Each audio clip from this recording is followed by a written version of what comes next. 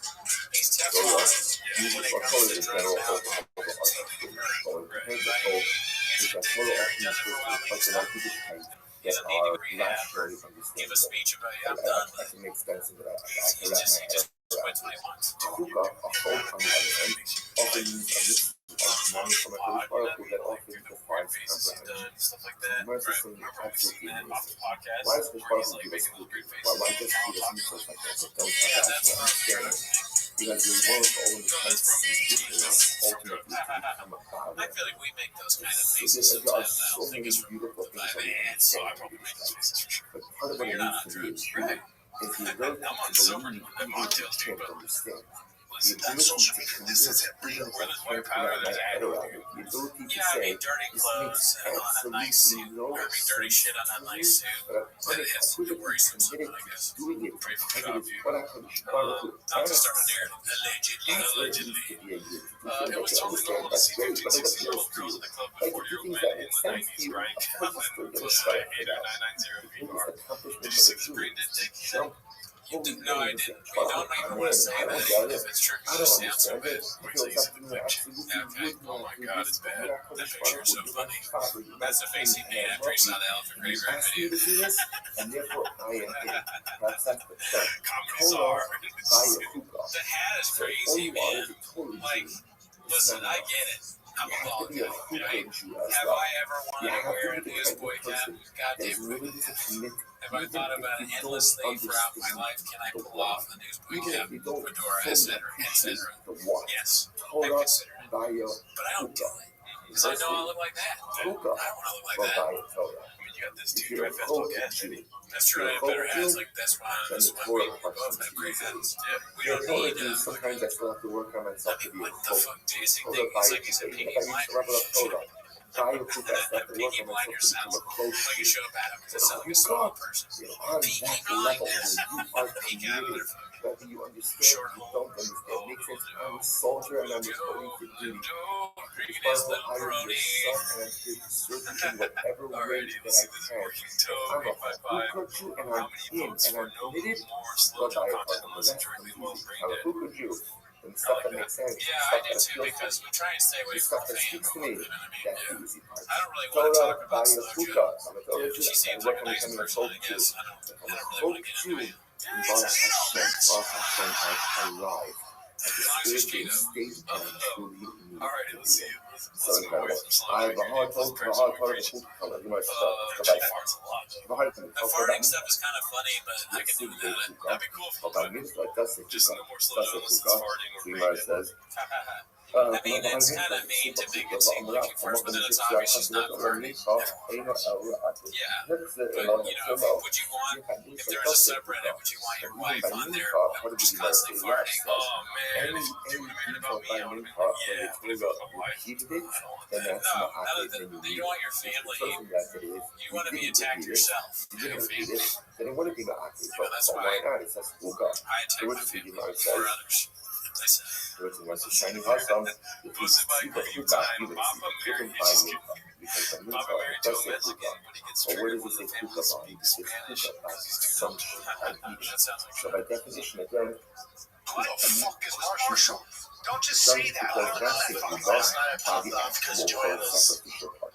dancing with I us. have a hard left my Like, point her without English touching my isn't great, point. but you know, it's So not he see the terrible. hookah, I he just see managed. hookah.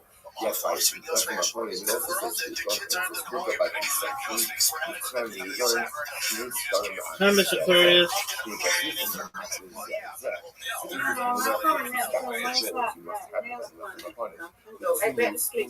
Alrighty. I'm here for you. Everything is ma'akev each other. What do you see from here? From here, you see, by left my opponent, it was restated by Achila. That's enough to create an obligation that there are no indispensable conditions. So what do you see from here? When the Torah goes out of its way to repeat itself, even when talking about achila consumption, that creates a reality where all of the details of service are indispensable. So Marsa Shani Hasam the Amr Kral, it's different there because by Mincha the Pasuk says Migarsha or Mishamna. Ultimately, again, from its flour and from its oil. Both say on the days, New Testament days of 19Bs, Garesh Vishemen Ma'akiv, the Aim Davar Achar Ma'akiv. Ultimately, again, it is the oil and flour that are ma'akev by carbon cause, but nothing else ultimately again is ma'akev. Okay, interesting. So therefore, I will say it turns out that we've actually seen, by the way, this statement of Rav before, this Chuka and Torah. So again, what turns out is obviously what Rav originally was highlighting for us is that where it says either Torah or Chuka, that creates an indispensable reality, that then morphed ultimately again into wherever it says Chuka, that's indispensable reality, that's indispensable details, right? And then if it says Torah, Torah has to be modified by Chuka, and then that was modified again. That was modified again to say that halacha l'maisa, perhaps it's also different when Torah goes out of its way to repeat certain concepts. Whenever the Torah repeats something, that's to tell you that this is ma'akev, that you must have this and it is an indispensable reality. Okay, now the Gemara is going to focus on that last piece. So Gufa, we're going to use many second line down from the top. Gufa, Hamakum shenichsa l'chakos, so the Torah, there's no way that Shabbos, I'm not willing to Shabbos. I know we look this up before, but I get scared. The Torah even how it's scared. So the Gemara says as follows. Whenever this Torah goes ahead and repeats something by carbon and thought, ultimately again it's repeating it to tell you that this is an indispensable part of the mitzvah service. Shmuel says, Shmuel says no, it's only literally again the flour, judge's flour, and the oil that are the indispensable parts of the mitzvah, but everything else, even if you left it off of the mitzvah, they're different when we're on trial. So you're laughing at it because you didn't know all that was saying anything that could be serious brain. That's not a serious thing. You're like, even though ultimately the pasuk repeats something that is not ma'akev, why else would the pasuk go? You should have saved this guy from Brian Callen. Well, yeah, but to go ahead and create the area which is ma'akev. Hello, but we should be telling the cross by I think it must be like it has to be that halacha l'maisa, either the pasuk repeats something, repetition is there to tell you that it is ma'akev, that it is an indispensable reality. The halacha was my pasuk that was getting from the halacha, the mother controlled the pencil from the halacha. What's interesting about it is that the Torah itself uses two different lashons, two different expressions for this mitzvah. It uses lashon malok himself, which means his handful, and then it says himself, a handful. So you must listen to this assignment. Malok himself with himself. So on one hand, the pasuk is malok himself, his handful, and the kumsol a handful. Also, there's a difference. Malok himself is handful, possessive. Kumsol handful. So the Gemara says, Shalom Yasa Yibalakonas. This is actually fascinating. There were multiple measuring utensils in the Judaism itself. But the one measuring utensil you do not have was there is no such thing as a mitzvah measuring utensil. No such thing as that. Neither mitzvah was never done in a utensil. Mitzvah is always done by the hand of the Kohen. So let's say, so again, interesting enough, this is the tension over here. If we were to say a handful, I would have thought maybe you create actually a key that is the size of a knife. The fact that it goes out of the saying the rope himself, his handful, indicates to us that it's actually a subjective shear based on the size of the hand of the coin. And that we never create the utensil to measure a handful. Last seller, hot hand is kind of a threat. So Rav says, ultimately again, there's a passage that repeats this. That's the passage that Yaakov Balimalik Amimenu, as the passage says, you offered up Balimalik Kapol, he filled his hands. So you see here the second hand of the Torah mentions is Malok himself, and ultimately Balimalik Kapol. Shmuel says, Dolos Yisrael Le'achino. Shmuel says, interesting enough, that pasuk that Rav is talking about is by the consecration of the Mishkan. So Rav's world, the Torah says twice that you have to take his hand. You say his hand. It tells you don't need to screw. It's not there exactly. There's a subject in there. You are told that no, the Mishkan wasn't episodic events. Episodic, and you can't learn about the future events from the Mishkan. The Mishkan was almost like standalone type of event. Hello, Yahweh Shmuel goes himself. is actually flicking, and it's one of the lights that the turns slow on version automatically of when you come the in, events of right? future And generations it's doing like this from weird. the It looks weird. episodic events of the And I Mishkan know or of our the desert. contractor Let's is going to learn. be in. Listen to this. So I texted. We halak I say, protection of "You're here. halak Can you look at this?" was And yet he's like, disclosed a couple of days ago. "It's So just a literally light, again, man." we halak news. There's any But touch. I go, so I go up there and I'm looking at it, and I take it, and I take a ChatGPT picture of it, because I try to twist it out because it's got these weird bulbs in it, and you just gotta pull it out, ChatGPT says. So I go up there, and I pulled it out, and I said, they have find this on Amazon, get a new one, I'll put it in myself. But again, the utensils used to That's measure an liquids episode are of meant to 210. sanctify I can solids, film myself and doing that and make $1 million. to measure solids can't be used to sanctify liquids. I almost fell off Ram that. Shmuel says, You know, when I put the ladder, I had to go like this. Because I put the ladder on my face. Go like that. I couldn't even see. The staff was like, he's gonna. I kept burning my hands, and they didn't know how to turn off the light. So the whole So thing. again, Mizrael Yeah, I'm not chopped. that was used Not for there blood. yet. Respect So no the chop. person saw that you have interestingly enough, What so happens if you have next? a Another bowl, one from like a first massive lamp. fish Let's see what this one is. Part 17. so if you have a bowl, a fish size bowl, even though it's used for blood, liquid, it can be used to sanctify solids. A Mizrael, the question is, you have a Mizrael base in a bowl, that is used primarily for liquid, it could still be used to sanctify a solid. But say, Shnehem Malayan solids, because both of them will still ultimately identify those things. Now that's in characteristic muscle, that's in characteristic muscle, by the inaugural offerings of the seal of the tribe of Is Moses. this guy homeless?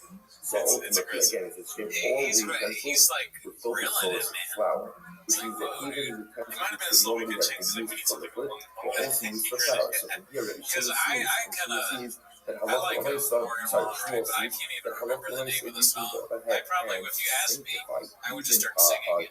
solid That's what I items, would do. dry Like, you know items, that song, and I'd in a start singing it. t-shirt But used here's for liquid. you Now need listen, to start at the beginning of your enough, day. where's he learning this out from? Papa. He's learning it out from the inaugural offering of What's your favorite the tribal princes, which And I was like, occurred by country. the No, Mishra. see, like, So this what is do what you I'm see saying. I here? wouldn't say country. He's learning out the halacha from the Mishra. Is that what he said? What's your favorite generations? I'm like, why would you say country? Oh my God. I wouldn't use Morgan Wallen. I'd use somebody that I could rattle off a few songs. Remember, the That's color true. goes out of its way by the George tribal Strait princes. or Remember, something, the as well. So, like, You're allowed to to feel go through ashamed, but you have to all of be the honest. offerings of the tribal You should princes, pick. even though what? If you can't We're name a single all country exactly thing, but you just listen to the Spotify, like When which you one? see This is that something that level needs of to be taught to repetition, Shah. why? Like basic reason. Why is that level It's of kind of how repetition? Mark was telling The us answer about that Gemara how Shah understands doesn't is understand the because fundamentals and it's coming to ideas teach of that this is an comedy. important detail, He thinks comedy is not just like just for the you say episodic that person event is of the fat due revolution to of the that Mishkan, but joke. ultimately again for Whereas future yeah, generations it as well. So requires a perhaps little bit of so it could very well be you that when don't go to A to C every time or whatever it is, A to B, A to C, whatever it is. but it's sort of something. Get them start playing the clip, goddammit. I'm fucking goddammit. Let's play the clip.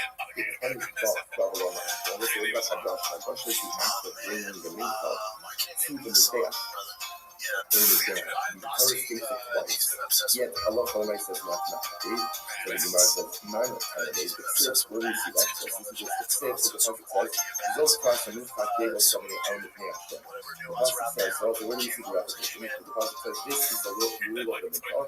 Written sons of Aaron shall bring it to Pnei Hashem. So this is the second time for Moses Hashem. Which one says, no, that's like Pnei Hashem. You are not the new guys. That's actually coming to tell us I almost want to carry around a cowboy hat, but he wouldn't know who we are. Samuel, the Pnei Hashem, the Pasuk says, you shall bring the Mikvah before Hashem, Yochel b'Mayra, Every state, brought on the west every side, state that he's like in, the west side. whatever the Remember, state the is west side associated with would that be thing. right opposite. You're there Actually, I'm and sorry, you have the hit picture in like, Rashi. You have the picture in Rashi. welcome to Wisconsin, Right? cheese That would curds. be right opposite What's your the name on it? entrance way to the Heichal. We're going right up and down Welcome this to New way. York, Therefore, the there's a process pizza. bringing the Heichal to the face Dude, of the please sky. do that. If you ever see a shop and you're in a specific state that has something, Going south. give it to That him. south would put you I'm so dumb. I don't know facing anything. the Doug ramp Vegas, going here's up some to the chips. I'm going to Poker chip. Therefore, the process says ultimately before God. How do I vote? You see, There everything he is is. like a Big template. ass ski. On one hand, the process Shop there. says, Okay. you shall bring the new comer to Giant Hashem, skis. which sounds like the entrance way to the Heichal, which is facing west. You But will then not ultimately, I believe guess it's what just happened. facing east. which sounds like self. So how do you reconcile this? So the Muslims said, my each of the parents would always allow us to make it through the parents. So what do you do?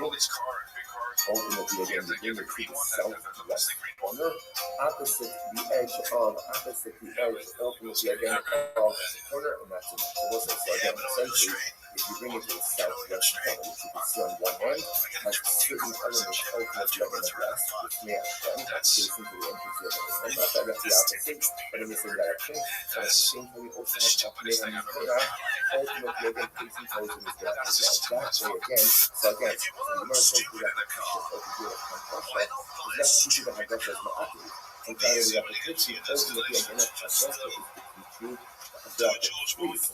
But again, on the one hand, it has to be the clear trend, and on the other hand, it also has to be up to the hand there. So what's it also? This route, what the finish of this is the route, the ultimately again of the hand, up the hand is there. It's such a beautiful idea.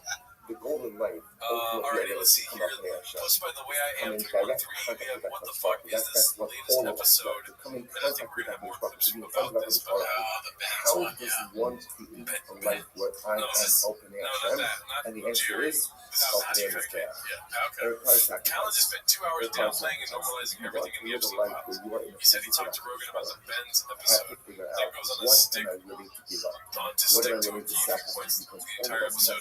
Reading between the obvious lines here, these are clear march because it was similar shit that Rogan and Ben stuck to on the other episode. Becoming the best version of ourselves. If I can figure out how to get up and despair, how do I Callan kept going back to it, basically being a bunch of rich dudes cheating on their wives, and then he doesn't care about that, including Peter Hadia, and what should they care about. He also tried to minimize it by chalking it up to a bunch of socialite NYC models hanging around rich dudes. Just typical stuff of the 90s. He ignored the trafficking part and said it was probably barely any guys that were into children. So again, just a regular thing that with rich dudes in New York partying with young hot models, Rogan propagated this too, although not to the level Callan did. And he went on with these and other points. He's a piece of shit. But these aren't just his organic thoughts. He also stood for a bunch of defending Woody Allen. Yeah. Did you see that tweet about Woody Allen where the guy was like, I refuse to believe that Woody Allen cheated on his daughter? Oh, I didn't see that. Yeah. Archie will say good morning. I don't know what it was. BG only made the waters after his commercial appearance. No matter if he What's up, Dallas?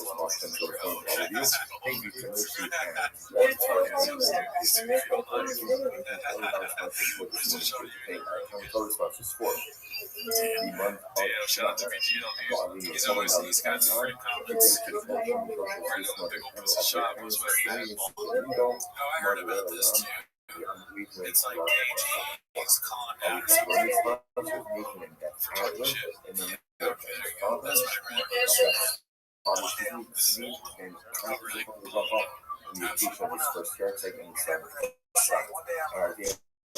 Really?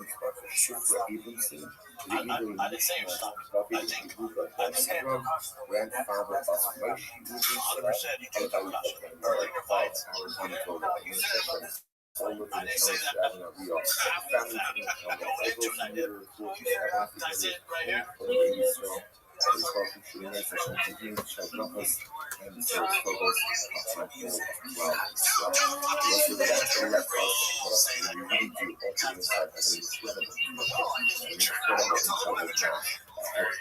Today,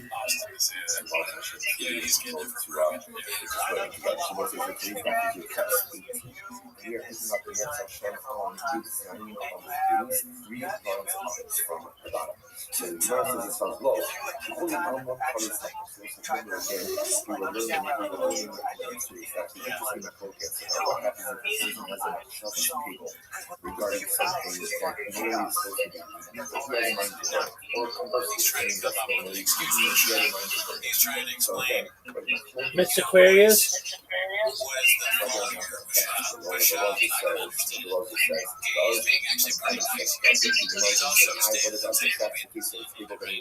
Oh, thank you so much.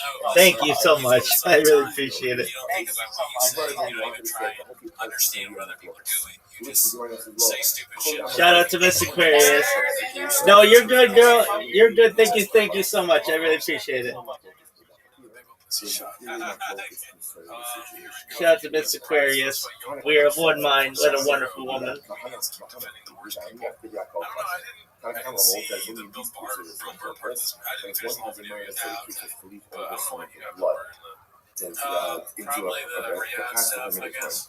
No, he has stupid Epstein. This is all Epstein. There's no way Bill Burr's like, and the files ain't that real. That's what I'm saying. And I want to know that. I think I'm halfway through this video. Yeah, they went to Island. They had a good time. They went to the island.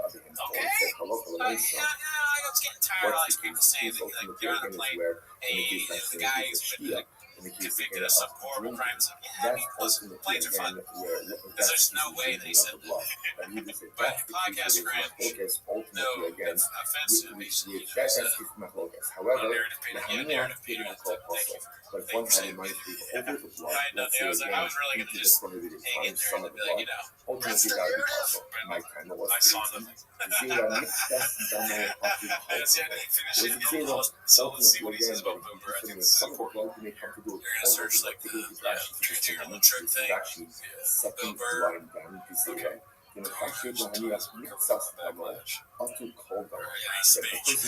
Burr still hasn't recovered from the backlash, and I honestly don't think he ever will. And when you stop and take a step back to take it, you realize all he said. See, I don't like that rage bait. He's putting Bill Burr into this Epstein thing. He hasn't said shit about it. Clickbait, cringe. We don't do that. Yeah, we don't do that at all, ever. Yeah, I mean, come on. Don't put Bill Burr in the shit. He's not part of that. 10 minutes of cringe, dude. Yeah. Safe as 1344. I am breathing like Jeff died today. I have bad allergies. And still continue to stay in the waters. Oh shit. Hey, be real quick. Your blood was now. That's another cool man. BGL 107 over. That's social media. That's the real data. That's social media. This isn't real. You must It should be possible as well. But after revelation of the revelation come along and after the view that the also get up on the machine. Or even in this case, the result that's also in the following ultimately loaded as Brian I've never seen this username before. Guys, I could just take shots at Calendar. Look at this. Separately, But yeah, you can put anything in quotation marks. Just sounds weird to say Cal said it. I'd be like, thanks, man. You did too. That's great. Yeah, he said that with the winning coming. Oh, where Larry's talking about when he's in her car, jacking off. Yeah, or, I think the same episode. Well, it sounds familiar. It's tough to remember all the Twitch name graves. This is the one I posted. beautiful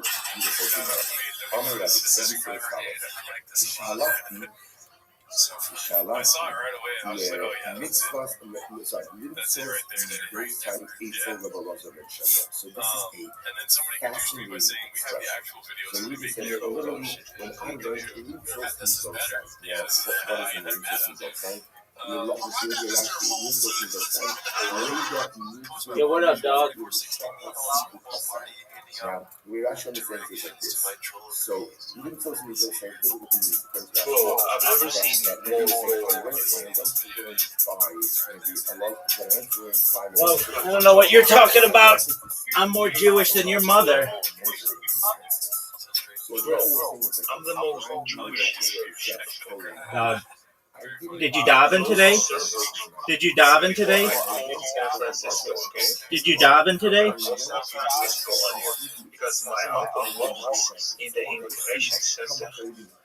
That's cool. If he's Israeli, that doesn't necessarily mean he's logically Jewish.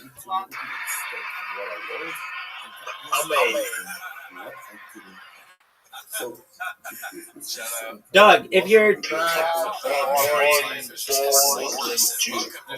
Doug, that's not even a thing. Enjoy yourself. I was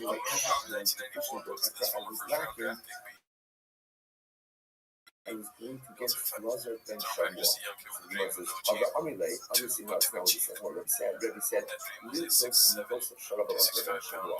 I went literally 10 to empty out the measuring utensils of Rabbi Elazar ben Shalom. So in other words, I went to try to learn as much as I could. Wait, read it one more time. And I was like, but listen to how beautiful understand this expression.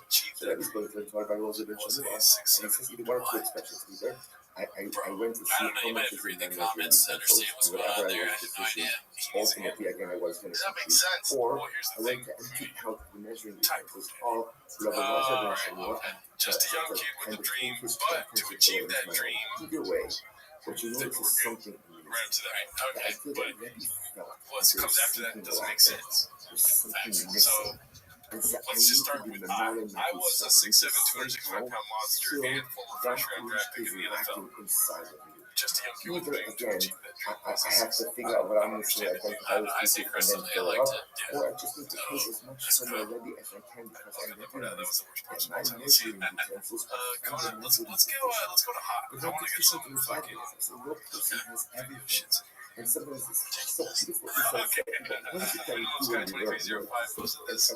The guy was giving us so much insight into Torah. What is it that we do when we learn? Each and every one of us is like this intensity. And each and every one of us is not full. It's deficient. It's inconsistent in different ways. God is giving us for every single thing that we spiritually just it's filling up our utensils. I feel a little bit more complete. That's why, you know, when you're learning, I was it's whether you understand what you're learning, don't understand what you're learning. Let's say outside of Different. Tom Aspinall, You feel a sense of you could completion. probably wreck That's this process. a good chunk of family division right now, right? If you train hard. Which sometimes are a bit deficient and now becoming so. So let me go see these people of the Elazar ben Shalom. You get to fill these homosexual points right by empty to get as much as you can from his Rabbi. That would be dope. Sorry Oh about my that. god. Oh my god. That's funny. Sassy, Yosef Hadavi Yoshid He's talking about saving it like it's dying. That sucks. So Rabbi Hopefully said not. he found that there was this What would save the podcast? Yosef Hadavi. He was sitting in Yeah, front of obviously, the us Elazar being ben is hot. Shalom. He's not down. I would what's low the Yosef he goes does fighting again. and the Elazar ben Shalom, Which one's better? he loved this Yosef Hadavi. Fighting can really fucking This was like this was his stand up. You can't die. He comes out with something. Yosef Like the Hadavi grandpa was Poppy Elazar. So again, Yosef, this time Yosef If he can make a worse was the stand-up most special than beloved the grandpa student Poppy, who that was would be Rabbi Elazar ben amazing. Shalom. He needs to do stand-up So again. what happened? Get a hand. The sit on the halachos actually fine. Good. Listen That's to the the seven. Good. What happened? All right. So now, so understand the personalities here. And then, But Elazar ben he Shalom, stays he's the working out all the time. He He stays fit. Rabbi Makes walks jokes. into Yeah, this dude, you're business. coming. Like, Rabbi fuck everyone in sees the crowd. that Yosef He needs to become like a Matt Rife is type Rabbi of Elazar ben Shalom's Christ company, and that the Rabbi loved his That's what I say. Yeah, what, like crowd work or like hot guy? 100% crowd work. Or 50% hot guy, 100% crowd work. He tries to be like Rife.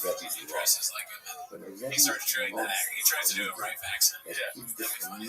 That'd be funny if you guys listen to Joanna. And by the way, if your I've child done a lot of is shit. you love your Stuff children, you're not going to be you love happy your about. children But I'm unconditionally. going to go on that stage right now. I'm going to talk about something. You got to forgive me for everything.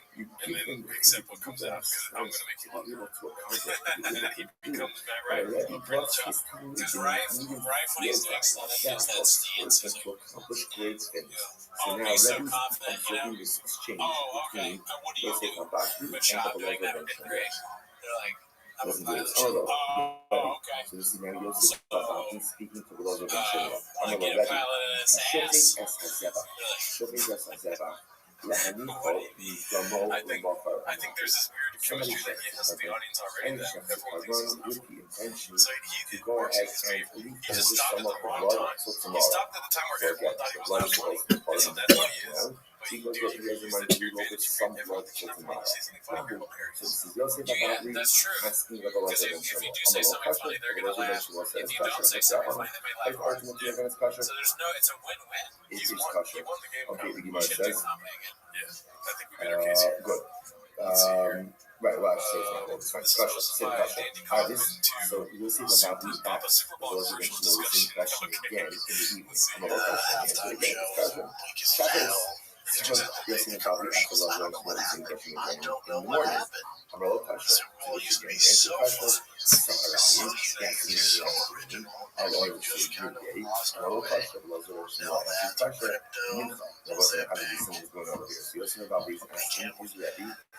Reservation was the same question over and over and over again. If you have in mind that you order some of the blood sacrificial blood for the next day, what is the status of the carbon?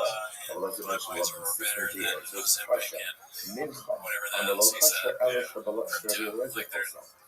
Mincha, that's about the accessing question. The reason their ads are boring is because the celebrities said, oh, the halacha is his kosher. He's just not but he's probably his comic friends were at the Super Bowl. Oh, that's why he's in BGL. Like if BGL was on there, Rashi says over there, Machmor Simcha. Machmor Simcha. Seriously, how many got up to go? Now the beloved of Shua already seen. I don't understand. I'm already okay. What's sad about this is that residential was just about the okay. Really not in the same page of them. So now we're going to be trying to get people that are learning, right? They are teaching, they're not relying on slow discipline. So obviously, the residential one will be those two things. Number one, they ask about the text question. That's number one. Number two, he also noticed that the old ones, he also about to introduce idea of residential law that suddenly again, Rabbi Eliezer, that suddenly he was happy. So those was what's going on over here. Rabbi came, Elish, Rabbi Huda, also Shemai. So Yosef Rabbi says, residential law, yes, Rabbi, now we were not because I remember in this particular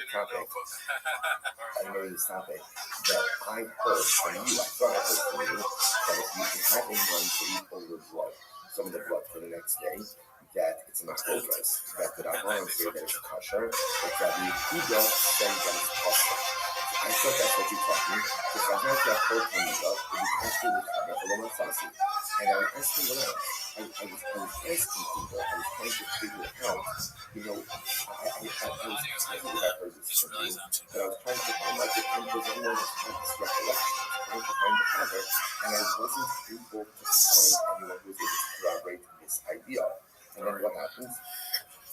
And now ready, now by midnight time.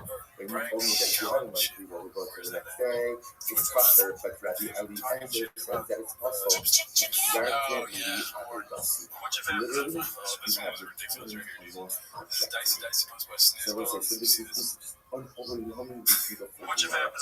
First of all, so again, so now the reason you understand, the reason why Yosef Rabbi is asking over and over and over is because he distinctly remembered learning from his Rabbi that someone argued on this, that someone said that the carbon was constant, but it wasn't worth it.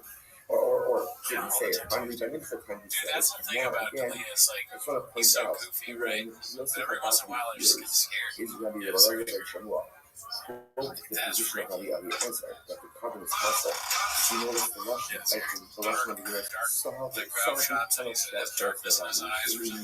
his face became radiant. So Rashi translates that as simple, but it could have just said samach Rabbi. But it's not samach, his face became radiant. It's just like they just said, when we said yesterday, just finding your excitement in Torah. Like everything becomes the most amazing thing, then everything is the most amazing. Even when you're ready to close, along with people that you're ready to learn by now, whenever UFC fighters hang around the boxing area, they pay 10 times more than UFC. That's why they and again, it all goes together. Remember, Rabbi shows up at the yeshiva because he feels that his utensils are empty and needs something more, stealing all the fighters from Eddie Hearn, right from so I started roasting Eddie on losing fighters today. It was good, man. It was good. I would never treated better in my life. Treated better in my life. Just throw it away. When you find that thing that can receive, it's so profound. Whether it's that you can't find your keys, whether it's that you can't find your shit, and you finally do, whether it's that you're trying to whatever, or whether you just found the shit and you know that you do it in the back of You don't have as much energy to live, but yeah. That's fair. But I'm not talking about the roast. Oh, the roast. So this is Minimum Sky also, so I think it's going to be something different than what we just watched. No, I didn't know what it was, though. Oh, I saw the picture. It was a roast. It was a right, drummy. I mean, trust me, like, they're like, all right, so originally, like, what, 20 minutes of roasting? Like, oh, that's not going to work out. You made 25 notice. Like, how many, but when I get there, so they have whatever, like an hour and a half ceremony of fire in the air, round of the year, knockout of the year, right? And I'm like, all right, that's the time. And the lights go dim, and I'm in the bathroom, like, what the fuck is happening back there? Everybody's laughing, it's funny. Good luck out there, man. He's like, this is going to be terrible. Yeah, they're not paying attention. They're like, yeah, so you're going to go talk. Yeah. He's like, please run straight down. We have a very special treat for you. Brendan Shaw. Oh, dude. That's and then I gotta, like, do my thing. Yeah. I gotta roast him with her. Right in front of me. Canelo, Terrence Crawford. Big bulls. And before everyone files out, because, you know, you go see a movie and sometimes like a comedy or something, and you think the movie's over and the credits go, and then you stick around because after the credits they give you a little something. We have something after the credits tonight, so stick around.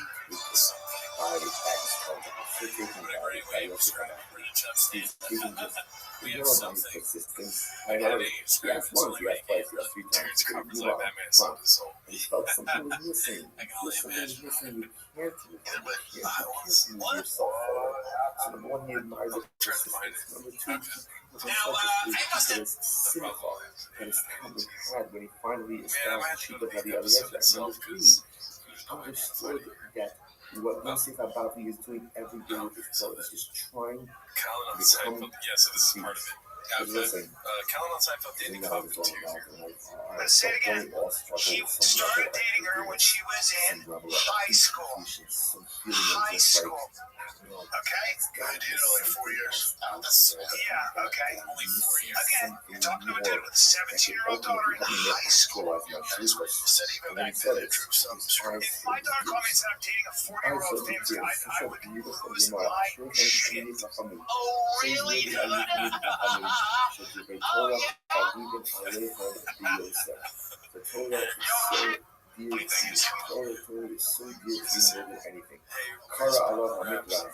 So again, the buzzer that Shmuel said about this Christ, how many words is about the Father impressive. Now, how to so the second, who's the guy? Who's the guy? Yeah. Both of them were 4 days. Boring as conversation. Same as so important. I just went back over that conversation. David says, that this is I'm gonna show Rabbi Torah. The whole day is my conversation. Now he doesn't say the whole day I learned. Right? So basically, if it's AI, then that sucks. But if it's not, he was a king. He was a warrior. He had his own stuff.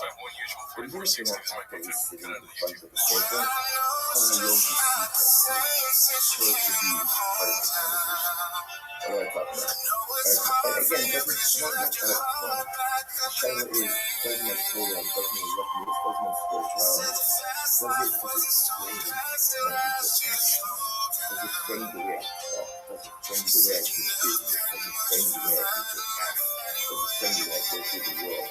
Dr. Mara says, now, how much do I love your Torah? How I know you speak like this? All day is part of my conversation. I'm talking Torah all day. But Torah is full of the way you live. Without my entire day, there is no part of my life that is not informed, not shaped, not clean, and Torah to this. That's what you call it. And of course, by Talmud, that's a family, but it's taken all the love to them, right? Now, how can you say, how much I need to love Torah? Call him, he asked me the question over and over and over and over, quite literally the whole day. There's no way this isn't you. So the Gemara says, again, pause, story, I'm going to make sure you do that now to remember. Yosef Abavi was probably because her from his Rabbi Elazar and Shalom, that Rabbi Yehuda said that when you have a man to revoke the blood, the carbon is possible. Now, it's just to understand, when Rabbi Elazar and Shalom quoted the position that said that it's possible, he didn't go to Yehuda, he quoted Rabbi Elazar. So, how do you reconcile this? So the Gemara says, Hamite Shadi Buddha, you know Shadi Eloi, listen to this. Shadi Buddha was the son of Rabbi Eloi. Rabbi Elozia, Rabbi Eloi, Hamida Shal Rabbi Eliezer. Rabbi Eloi was the Talmud of Rabbi Eliezer. Shadi Buddha is the son of Rabbi Eloi. Rabbi Eloi was the son of Rabbi Eliezer. Therefore, Sense of Shita, son of Lot, Mishnah Rabbi Eliezer. Therefore, it must have been to make sense that Rabbi Yehuda himself would say over the positions of his father, Rabbi Eliezer. These are like called Apostle, and if you over everybody holds Apostle, so the Gemara says, these are like what I call Apostle, not exactly Rabbi Eliezer. And ultimately, what does it mean when you say you're from the law?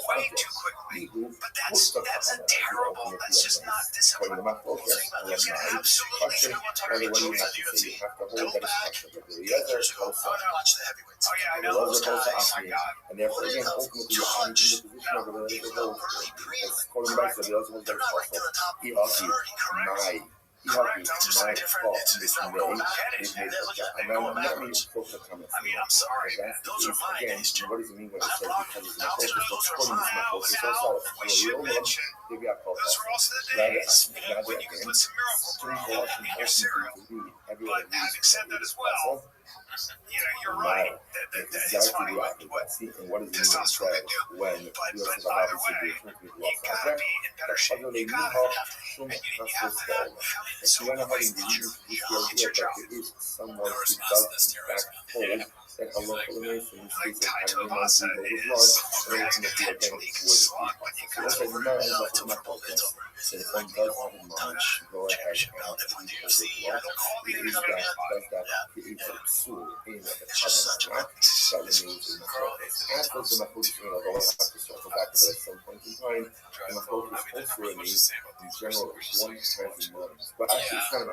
We know Baba thinks he's a great heavyweight. It makes sense that he would say other people are fat. If they're fat, they suck. They weren't as good. When he was fighting, everybody was the best. And that's ever lived. But now they're fat slobs. They can't take steroids, so it's fun to watch. Really, he could championship. I mean, I haven't been watching UFC as much. That's my focus in this as well. Let's go back to what's really very interesting now. It's actually going to get into some of the mechanics of colonies. One of the areas in which I feel like I'm knowledge maybe a little bit different is the actual mechanics of covenant. Because again, the humor doesn't always necessarily follow like a logical progression order of things. So here this is the Mishnah Banya what's not weird is he's really gonna come in like Bill Gates going to an island and cheating on their wives. That ain't weird. That's been going on forever. Is it normal to go to an island to cheat on your wife? Could you just do like go get a massage and milk? Yeah, digits in the process. If anything, Brendan Schaub is coming out on top of your shit. Yeah, he's like, I cheat on my wife in Charleston, North Carolina. I'm a Charleston werewolf, sorry. You know, Charleston werewolves don't do babies. The way you're going to work is as follows. I'm a bad guy because I asked a masseuse whose job it is to do happy endings and put their finger in my butt. Sorry about that. I'm sorry. Didn't I go to an island? Don't kill me, I guess. Fancy yourself a fisticuffs. Apparently there was a mask on the island that if somebody was wearing a mask, they could do whatever they want to anyone. God, that's so terrifying, right? And it sounds real because it's so specific and it kind of sounds like something that would be like a thing. Then you go ahead and you put in the oil. You got to flour. After that, you mix it up, and then you go ahead and you pour in more oil. That second pouring of oil, that's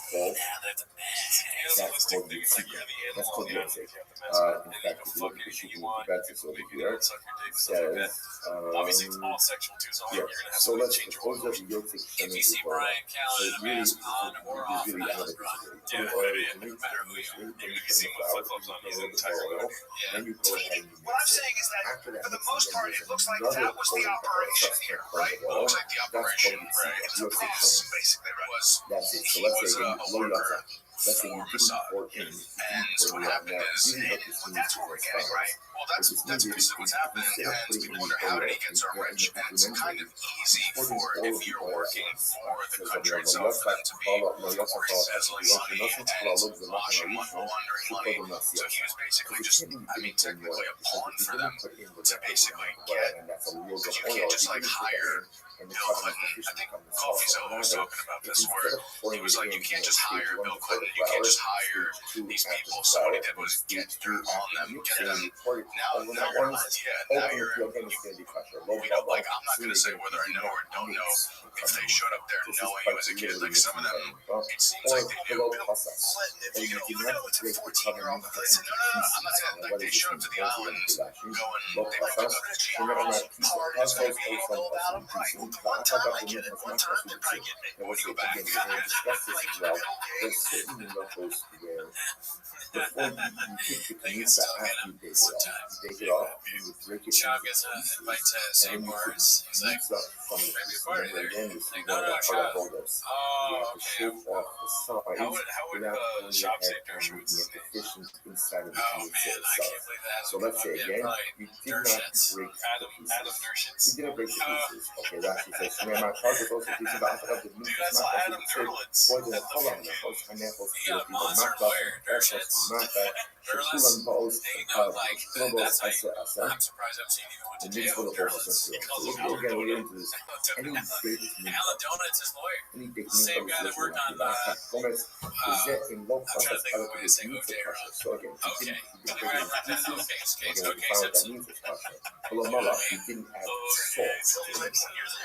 20 times, like, but here, hey, dude, I give you just a little take as a guy in New York. I wasn't in the scene, I wasn't famous, but I saw, like, you would see, this is how things worked in New York City. If you were a famous athlete, if you were a fucking big time financier, if you were had any celebrity, all those modeling agencies were essentially a conduit for those. It's like that they were just and you got into clubs and you met those guys, and there was a whole arrangement. I mean, there's different. Oh, by the way, here's the other thing nobody talks about, and I love it. But I'm a little older. When you were a 16-year-old model, my wife was a big model. My first wife. She went to New York. I think she was 13 because there was so much money to be paid. The parents. Okay, because now her parents were all saying, like, whatever he's using roads. It's just disturbing. He calls his first wife on the show, and she's like, "Oh no, it's usually Europe stuff." Like he's bringing up stuff in New York, but she's like, "No, that happened in Europe." He's in a porn too. That's what I really forget. Cal's kind of stupid. He's a bad person, but he's also stupid. No, you don't get it in New York, dude. Like those, he said the modeling agencies in New York were prostitution. Right? All of them. That's crazy. That's a crazy thing to say. Like it's kind of it's bad to say that about those women that are just models. They're like, wait a minute, I wasn't a prostitute. I was in a modeling. It's like if you're at a party, like whoever doesn't do cocaine at this party is gay. Which they probably Brian's probably done that. It's like almost word for word. But her mom would be there with her mom would be there because she knew.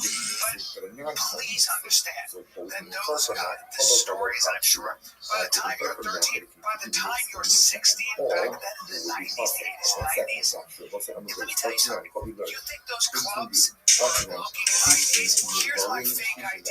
They would provide you with IDs. I said it for a fact. I know girls that, they're models that in New York City, like, I don't think it's like to stop bullying. This is bad. He's got this big smile on his face. It's great. It's like, that's how it always was. That's how it's always going to be. Actually, in the 90s, some sort of, jail free card. You imagine you're a lawyer for one of these people. You're defending your client. Your Honor, jury. What my clients accused of is support. we asked right? about this. We've Even heard when it's running in my copy, I don't care who gets it. He says that he can't mix they've it. outlined all these things that After he did, all, but when we learned Hatzman, don't Love forget, Balok Shira, in his we learned a defense, lot from it was him. the He didn't mix the minchas all the minchas to kosher. And From there a he goes, Rivera, Kalalai okay. Rivera, 13 even or 16. Akara. It's the Also, Ilai Rivera, if you're even 13 and you've seen that, There was yeah, a don't interesting forget. enough It's a to different like time. this. You like you don't It's have to mix the as couple if I wasn't alive during the 90s and I don't remember it at all. Not that I was old enough to know about New York, but it's not as if we're completely morally bankrupt in the 90s. Some people were normal. Not everyone was engaging in this. To actually employ them. So what they would do is actually cut that room. That's very much Or to just, that was their job, was to show up to the clubs and be just the hot girl. Of course. When I met my first wife, she was big. They called her the Iron. Brendan does not like it. It's like, hot take, bro. Like somebody said, that's the Iron. She was big. They called her the Iron. Okay. I thought he said Iron War. I thought he said that too. I was like, man. Like somebody said, that's the Iron. What is Centaur? That's pretty cool. That's a hot nickname. It's a hot nickname. So not get that right. Yeah, you're right. They said that about your wife. The point is that there was a world when you were a top model in New York. You were in, you immediately were in that elite circle of the most powerful men in the world. Hamptons, parties in the Hamptons. And again, I mean, it's fancy and everybody, but why are they there? They're using it. It was literally the worst podcast of all time. So oh, yeah. Oh, dude, the models in the Hamptons, it's just buzzwords. They didn't even know what they're talking about. It's just an feeling you're living for this. It's just something that has nothing to do. Why were they there? Why were they there? No, it's all Some of the Hamptons are empty. checks. And by the way, please understand that 15 and 16-year-old models, they were touring in Hollywood. They were also on the cover of this, that, and the other thing. People like Kate Moss. Do you think back in the 90s anybody was checking ID? Do you think back in the 90s anybody was saying, hey, that girl, like she's 15? I hate to tell everybody. I hate to tell people. It was a very fucking aerosol. She's only 17. Calvin Klein's models were 15 and 16. The Beatles. Well, I don't understand what. Yeah, that's a good point. What is the? Why is he saying this stuff about the 15, 16, and the 90s? What is the point that he's trying to? I think he's making his point. He's not even saying, he doesn't say it's bad. Yeah, no, it's bad. No, this is really bad. No, I'm saying Callan doesn't even know. Yeah. It's almost like saying it's good. It's like, we don't know what's happening. It's like, okay, so yeah, what is this? If you break it into the pieces, then you can touch them. And even if you break it into too many pieces, also put the apple in the touch as well. Sigma is a real Masifu tradition. So say that our mission does not reflect the view of our mission. Why not? What does our mission say? So here we go. Design our mission. Our mission says, for calling shit in the mode of the avoda, in the field. This is incredible. Dude, it's like, so now it's all this 2002.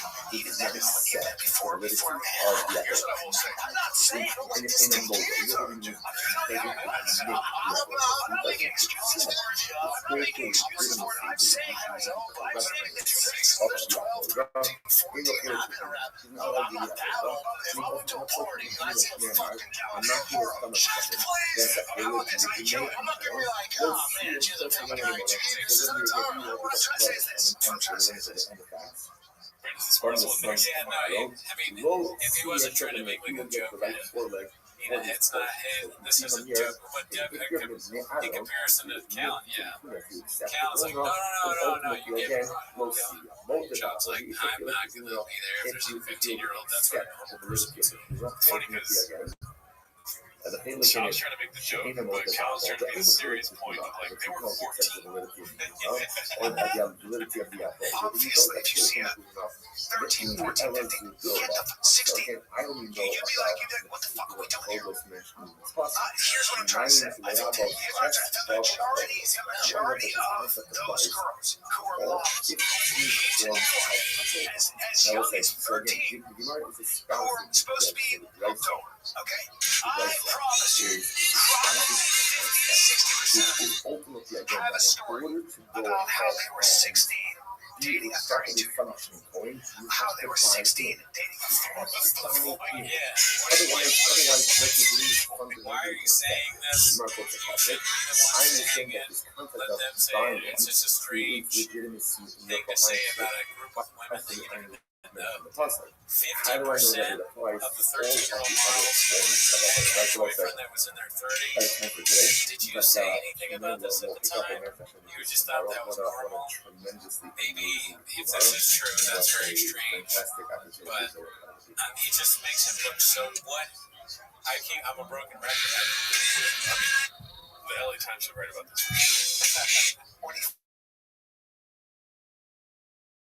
5-year-old. You know what? Being accepted. It's not the New York parties that are in question or the Palm Beach parties. It was accepted. Accepted by who? What goes on that island? That's where it gets. I'm just trying to tell you guys. I'm going to say talking about the fact that Yeah. After everything that they say, Tears Crawford should have the same response as the other guy. Now we know who you are. And anything else. I think we're talking to No, together. Your staff is fucking to do my things with all of our responses for this money to the thing. Our responses for the month of 3 days have already covered a shooting the cyber. it was so like if anybody's surprised by this, I guess I was surprised when this happened. Here's more video. It's a 2008. He said people didn't know because he was never charged. So if you want to investigate that much, it was just a party. But after 2008, if you're still requesting to go to his island, then he just did time, which sketchy. There's a 5-year mandatory sentence on what he did, and he only did 6 months of probation, which is sketchy. There were 40 witnesses, most of them underage, about this guy. When he won, most of them asking to go to the island, and there was I don't know if those people had that. So that's the funny thing is, his Mark Saylor, who's the guy who was the Bitcoin guy, both of them were seen as not fun enough to come to the island. Which is funny because Stephen Hawking was allowed. But like, fuck is or these autistic weirdos. Yeah, that's enough. 1, 2, 3, 4 lines down from the top on touchdown down on the grade. And the man says, I'm not about 600 inside. Wow, And it's funny to be like, this whole thing is so bad. There is number one is it's a serious topic, right? And they're like doing bits about it or whatever. Not that great to begin with. Callan is kind of going off this historical perspective he has on how it was really bad back then. Everybody knew about it. It was fun. It was accepted. Doesn't say it's bad. Shaw is like, what? He's just a normal shot. And then it goes to a Stephen Hawking too. It's like, it's just a mess. It's a mess. Yeah, it's really bad. She helped the second set of spies to ensure dispatch really discovered weaknesses or helped them devise strategies engaging reconnaissance that led to the downfall of the Republic, which was the entry But into there's some videos on it, I think, and when she too lazy converted to to try to Sunrock, redact the that. I've got their local hits news going right now. I do want to see that. Yeah. The last thing I want to say real quick. I watched a little bit of the podcast Bridge thing. I know this is kind of a series of, but you know, it's always very serious podcasts. So we don't do jokes on this one, so it's dreadful again. I watched a little bit of the Vince thing on the goodness. that fucking guy is full of shit. You watching that? That guy is one of the most bullshit people I've ever. His blackmail thing where he was like, dude, it doesn't make sense. Well, he wouldn't have blackmailed anybody because if he had blackmailed somebody one time, then everybody would have known and they would have never. That is one of the stupidest things I've ever heard someone say out loud. He's like, did you work? Was he in the CIA or something? It was embarrassing for whatever organization he's working for that's telling him to say that. Because, I mean, just for so many reasons. That's how blackmail works, dumbass. Dude, he said juice with you. Yeah, it was disgusting. That was weird. Girls juice the dude. Especially when the girls are the juicier the deeper. What? We're on a juicy deal. I got a couple juicy deals waiting for you outside. Once you blackmail somebody, then they're blackmailed. They have no choice. That's the whole thing. There's so many famous people, Trump himself, who's openly blackmailing people. It's still people go to Mar-a-Lago all the time to get blackmailed now. The whole thing, like, I was listening to it, like, this doesn't make any sense at all. To live a life I've been allowed for the last 40 years. Yeah, no, it's social media. This is it for you. Of course, whenever I have to talk, you're going to push about it. No, every single fucking major comedy podcast right now sucks ass, and ours included. We're doing terribly right now. Yeah, because we just don't understand what we're doing. That's facts. I hate how it's like Joe Rogan and Brian kind of like, you guys don't get it. Everyone knows this, and everyone likes it. It's just I don't really know what's really going on, but it's certainly not that characterization. All I know is that people are dying that are affiliated with this guy left and fucking right. And then this guy's being like, you don't think somebody's going to speak up? It's like, no, everyone's fucking dying. People are dying from COVID, from fucking heart attack, like more-filled lungs, killing themselves and shooting themselves in the face. You know what I mean? Nobody was there fucking like me. Because as much as I know that I have to change, it's just basic common sense. They said there was no files, right? None. And now there's 20,000 emails. You don't have to do that. Are those not 3 million or whatever? 3 million did. That was a Chavez. But 3 million. So just explain that. Just explain that. That doesn't make any sense. But the blackmail thing, I don't know why that got to me so hard. I was just like, this, of course somebody was blackmailed. At least one person had to. The whole thing is like, you would, if you do this kind of thing, you would absolutely blackmail. It doesn't make sense. Did you listen to that whole episode with Mike Benz and Joe Rogan? No, I just love podcasts. It was boring with like it was like supposed to be boring. Yeah, I mean, it was like an attrition. Joe Rogan let you talk for like long periods of time. And this weird way of speaking the whole time. That was like one of the metrics that were it was like to bore you to death and to like get these things in your head about. They were just juicing the deep. They were just like, I read Contra. Let's talk about I read Contra for 30 minutes. Let's talk about fucking JFK for 10 minutes. Let's talk about September 11th. And then just like, see, that's why this makes sense. Like, none of it made sense. They didn't talk about the thing while talking about it for 3 hours. Yeah, you know. I mean, it's not even a good thing, really. I know this is probably something that people do, but it's not even a good thing to have a bunch of women there just as props for your business deals in and of itself. Dude, that's not really, like, morally good, right? You're like trying to get them to fuck these guys for whatever, God knows what. That's also bad. Right now, maybe it's like over time. I came across a ridiculous piece by the Shea Yeshua. Yeah, and the rest is like this. This Benz guy, he says, it's like, you defended this shit for 40 hours on a podcast with Joe Rogan. I feel good about yourself, right? But you're being right? It's just, doesn't even make any sense. So the episode is like this. Nobody believes this bullshit that you're saying. Talk about something. 2 seconds.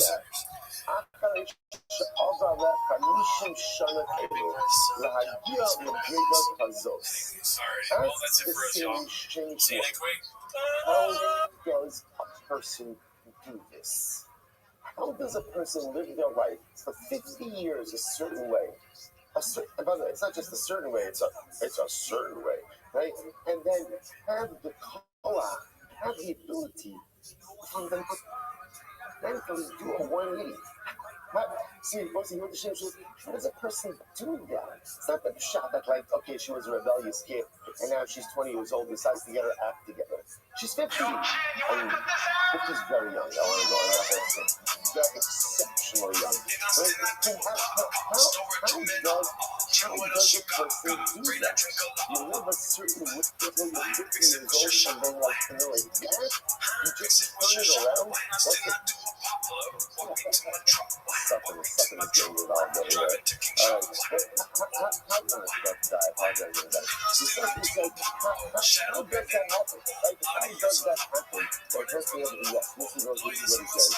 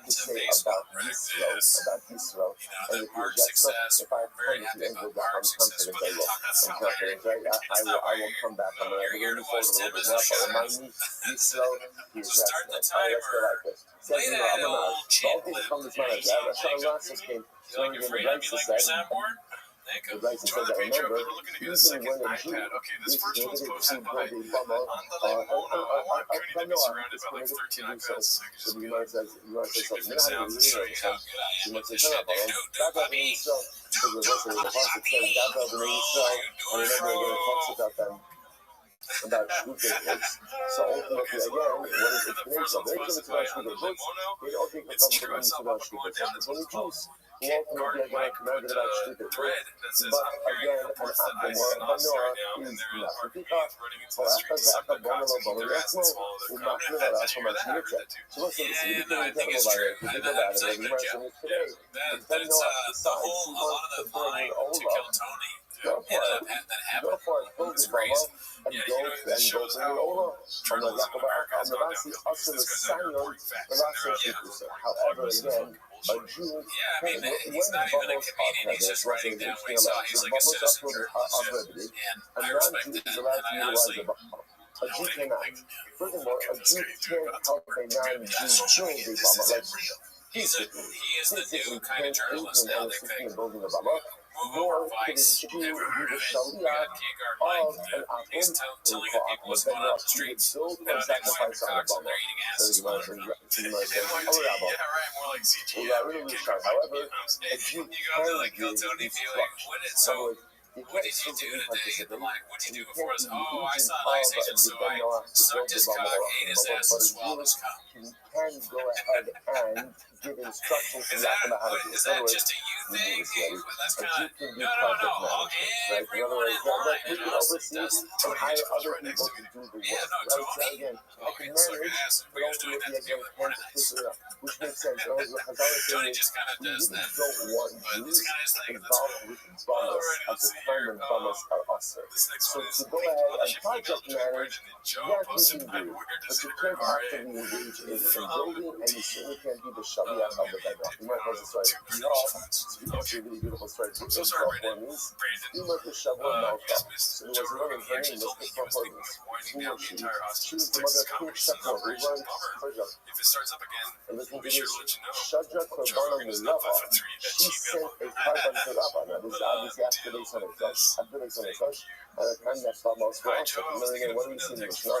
Once the base Hamikdash was built, because Bamos are eternally awesome. So she sent a carbon to Rabba, and she said to him, ask me Hebrew L'Shem Shamayim. She said, Rabba, do me a favor, make sure this is offered up in accordance to L'Shem Shamayim, for Hashem, in accordance with Halacha. Incredible. So what did Rabba do? I'm going to read it like that for you. So he took that sacker and he said to him, they're going to be the private parents. And he said, here's what you do. Zero the God say only Gulay. A lot of people have been saying, on Christmas and all days, you wake up and the first thing you do. Now that's the fact that they look the same elevates the surface. The standing in the same way of what they look like. But by Kohanim, or by Kohanim, every Kohen wears the same big thing. I do love Jesus like Jelly Roll. There's a certain beautiful and almost like elegance in the uniformity. He said, go fucking boys that look God, that look the same. Because we live in the Master Yellow system, go see where the seed, the concept is the sediment. And again, build essentially build the Bama out of the sediment. The shepherd see the Karakim, go ahead and bring new wood. But did you know that in Marakataka, and go ahead and spark fire.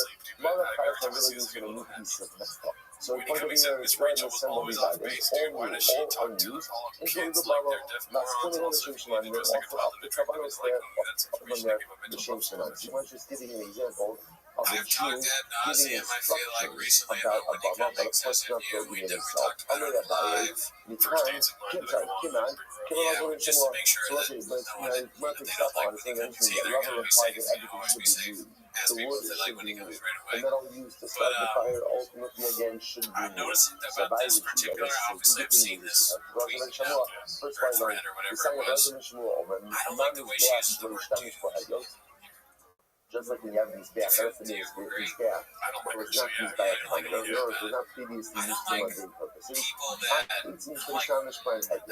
So again, by wood also, wood used for this gas, not even used previously for a mundane purpose. Now, when you were ready to go up, the Bama, there wasn't much more used by Bama, what is it by Bama? The sign of cause of Akadom, so it's actually used to be a partner, and the Bama wanted more than anything to be able to purchase the base on the Or it's okay to start. This isn't real. It's okay to start off a sentence, dude, if it's done in a way that is authentic to who you are. So he did the When I next get best dude, thing. what's up?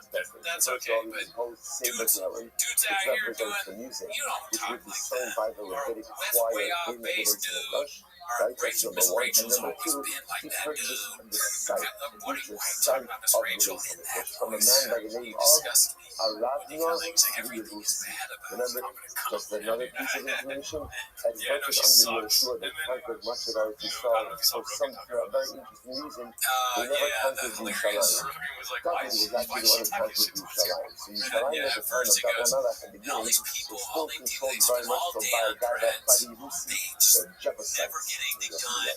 They're So losers. They hate themselves. what will become And the then they go out and Harabayas they make fun of Woody from the Cummings. It's like, Skyrockets. why would you do that? She's so nice. She's great. You know, and she's a carrot. It's like, who were you to go see her? That was one of my favorite things that Joe Rogan says. Who were you to go see her? You weren't. Have a good day. If you're good, if you're good at stand-up, even if people don't like you, you can maybe win them over. You know, they might go, but he's like, I'm going to go see her. Because he's not, because he knows she sucks. And you know what? Why not? Sorry about Because he that. wanted it to belong Let's to fact check Christ. your So feelings. most of this is incredibly important. You know, if you I want like when you something, put if the you wrong want one. to Yeah, I was listen to rapping. something, The sound right there is the money. Yeah. The carne which asada I works say, for by the way, everything. goes back to Carne it's not asada. funny, right? It's not that. Yes, by I the feel way, like that where's the one's first for when person you you know spend this? The first person you know this is Ad Mavinu. But yeah, Ad Mavinu was offered Marathon that's the next Akela, typical. ultimately again as a gift. He Shout out to uses Woody the Cummings. Keep gift doing and your thing, dude. insists You on bring joy paying to all of us in $5. some weird But fucked then up he way. says, the Yeah. greatest way you Licorice Lips is another what demonstrate happens your next year, involvement dude. and your Port 16, you investment ready for in this, Debbie? something Or excited? is You your know, a little money. tired, but It's very easy to say, I care about something. I'm like, but when you put I'm your driving my money, kids to baseball that practice. Let's see this. generally demonstrates your heightened level of commitment. I'm not really saying Eretz Yisrael is mine. And you say that it's mine, my money is going over here. So David HaMelech did not want his own money to pay for the Harabayas. He wanted it to belong to Klal Yisrael. So how did he do that? I wonder what he even means. He probably, when he says I read books, he probably means something different than what we $50 becomes $600.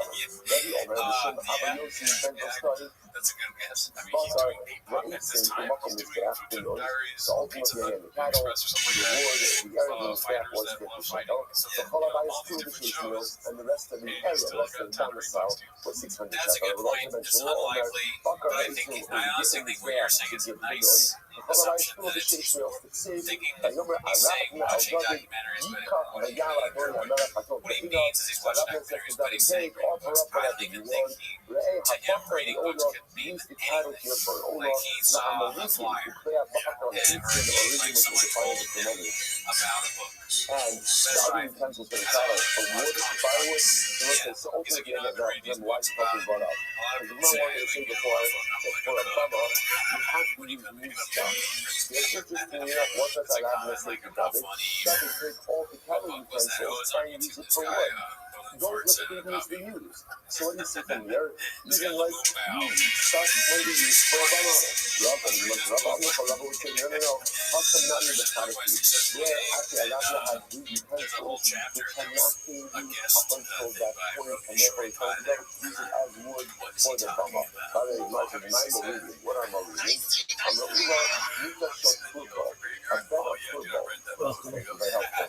My Mita Shot Football, what is a Mita Shot Football? I'm Rabbi, these are the Kalkasa, the Daichi, the Shai. Also, that's super helpful. The Bahamasha actually, you actually use it to cook a sauce up to an 8 shell 8, literally like a wooden gate. The H-46 actually has spikes, and ultimately, what they also do is they go ahead, essentially they say it's a comb, or a comb with spikes that they use to go ahead and they go ahead and they break it back and forth over straw to separate out the usable from the unusable. Okay, I'm going to buy my straw. What's the heck is that supposed to be? I'm doing this. I'm doing some more color. Called out about you. Not really love of the bread. The lover called over his son. The Rabbi made cry Ahadav. In contrast to the Rabbi speaking for his son. Talks of it like speech that you can love the island, or speak by you can love it. So again, interestingly enough, So which one is it? So I said, David Amelech created, and then it says he acquired. Okay, right? Go over from the whole Sheva to Sheva coming from Israel. He collected 50 shekels from each Sheva, which would give a total of 600 shekels. And he must Makati Kasher Abadi, and still be the Gacham. Hakam Gacham, Hakam Gacham. And also, one concept is point that he bought it for the value of silver. The other concept is that he bought it for gold. Which one is it? And with our Rabbi come up, God has that to meet by teaching of God. So let's say what happened was that he collected, God has he collected enough silver for the equivalent of 600 shekels of gold. Okay, that was the price that I'm going to do. Incredible. Touching Kali Nochali. So remember again, the Mishnah then went on to discuss the idea that most of different types of kavanos people use. Remember again, the Mishnah says that, for example, when you were in the desert, the touching Kali can be eaten in all of Matan and Yisrael. So not put up. The call Matan of Yisrael about Matan and Lohavi. So what the Sofim is very important. The Buddha says that Hamot and Maisha, when you're in the desert, you can go ahead and you can pretty much eat touching current anywhere, but there is no such thing as a machana. Now, if you look at Rashi, look at Rashi, the first one, and Makom of Yisrael, Hasar Alaitcha, Hashtadah, Yotza Acham, and put the machana Yisrael, open touching current. So, look at this, this is an example we're talking about over here. Let's say, so in the desert, My first question is so it sounds like that Medina is saying you can use touching current wherever you want, and yet then he says there's no such thing as machana Yisrael. So the Gemara says, what does that mean? He says, I'm not going to know. Umachanos Benimba Lohavi is actually that there are no camps in the desert. Sometimes you learn to finish a machana Benimba, not touch machana B'Yisharayim. To see that there are terms in the desert, but it's also camps in Yisharayim. Now listen, what this means is the same type of camp structure which existed in the desert was replicated, albeit in a very different way in Yisrael. How so? Yisrael Harabayis, Machane Yisrael. But from the walls of Yisrael to the Harabayis, the Temple Mount, that's called Machane Yisrael. The Harabayis is Shani Kanor. Ultimately, again, from the entrance to the Harabayis is Shani Kanor. Remember again, Shani Kanor was the primary entrance that led you from what was called the Ezras Noshim, the women's section, right? Although again, it's really for everyone, into what we call the Azara, right? Into the primary courtyard. So from the entrance of the Harabayis to Shani Kanor, ultimately again, that's Machane Reviyah. That's called the Levitic. Inside Shani Kanor, remember again, when you enter into Shani Kanor, you're in the courtyard, right? What do you see in front of you? You see the large mizbeach, you animal sacrifice, go a little bit further, you'll enter into the Mikol, and then again, go there, Kodesh. You can't get enough Machane Shira. And that Machane Shira, that was the equivalent of being inside the curtain in the Mishkan itself. What are you teaching them? You're teaching them that they work camps. They work camps in the desert also. Hello. Machane Yisrael. Rabbi Gemara says, no. What it means is, this is what it says. What it means is that wherever the camp went was Machane Yisrael. Remember again, as opposed to Yerushalayim, which has stationary machanos, the desert, the camp moved. So Gemara says, wherever the camp moved, that was Machane Yisrael. So okay, the reason why this is interesting is as follows. Imagine, listen to this. Imagine for a moment it's Thursday. Thursday. And the campsite, let's say Ruben offers up a carbine. Okay. And let's say it's a company that he has 2 days to eat. So what happens? Then Thursday, the camp moves, and they make meat camp on Friday. Ruben still has his carbonic meat. The Shaila is that called Yosef. Remember again, there's a halacha that says that the sacrifice need to take it out of the front point of the machane, then ultimately you can't eat it anymore. Now the camp travel is not called Yosef. This is my say it's not called Yosef. But even when the camp traveled, it was still called Machane Yisrael. That's the thing about it. And that's incredible. So that's kind of obvious. Now you can look, it's going to be okay. You would have thought that perhaps when the camp moved, Any sacrificial meat that was inside of the camp ultimately again would be passed by you, okay? Hamash Molondo, Hamash Molondo, Halacha Lemesa, you wouldn't care moves the so-called Machane Yisrael. I don't know, I mean, why not? I'm a crowd. The Nasa Armoid, the Master says the Armoid will travel. The Gemara says, Nasa Armoid, even when it travels, it's still called Armoid. It's about to be tremendous mechanics. So what do you see from this? As long as Machane Yisrael travels together, it's still called Machane Yisrael. In other words, the reason why it's still considered to be a peace Machane Yisrael is because we were traveling in formation. We didn't break formation. The strength of our people is, as long as we're together, to a certain degree, it's like it doesn't matter where we are. As long as there's action, as long as we're traveling together. Remember again, everybody has to be the same order for you. When we're all moving together, that's called Machane Yisrael. It could be in the middle of the objective. But as long as there's unity of purpose, unity of vision, unity of heart, we are one people, united, it doesn't matter where we are. They can't, then ultimately they're not going to be talking about these guys. Because the time you put that feeling on, you know what I said, Oda Helen Kaisa, there's another area as well. There are exactly nothing. First thing is, this was what we call the learning section. Like the commercial is, okay, this is whatever else. And that is the large portion to the left.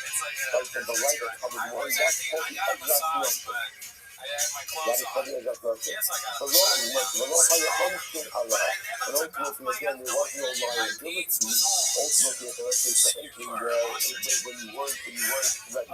Or, we'll discuss exactly what it means in the Shiva. Well, how you allocate that law. But in Shiva, ultimately, again, there were only two camps. You know what it says? Okay. Maybe I don't know how about this camp is Mishkan. I was remember again. So practically, just understand, when it's in the Bud and in the Yerushalayim, you have three camps. Working kind of hours. We're not going to screen us, right? The camp is going to, so again, in this image over here, that's the right hand back. Anything on the right hand back, that's called Machane Yisrael. Right? Then you have Machane Yisrael, Machane Leviyah. Machane Leviyah will essentially be the left hand back and the rest of Harabayis. And then you have Machane Yisrael, which ultimately is the rest of the Yisrael. In the desert, Machane Shina will have been the Mishkan itself. Right, the Leviyah camps around the Mishkan, that's really Machane Leviyah, and the rest of the camp is Machane Yisrael. Okay, now you might say, we only have two camps. We can have two camps, only two camps. Okay, which one is bigger to us?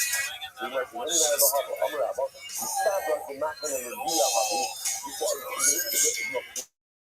the one with that. The rest of the Machane, obviously, when the rest of the was, there's Machane Shina. Like, that's for sure. Why? Because Machane Shina, that's the Mishkan. The good is Machane Shina. It only leaves us on either Machane Leviyah or Machane Yisrael. Which one was it? You might say, the answer to the Machane Leviyah, you might say, stop because the Machane Leviyah. These are guys called Leviyah Lo Hadin, because if there was a Machane Leviyah, Cookie Zion, 117A. Quick, you might say, then you got the nation, you start people to Machane Achos. Then it looks like, again, if there was no Machane Leviyah, remember again, that would mean that Zebin and Creation, Zod and Economist, were only sent out of one camp. Like they were only sent out of one camp. To be at Joe You know, Rogan's it's stand-up. Machane Shina. Right? You might say, that's what I'm going to tell you, when you come at Machane Hen.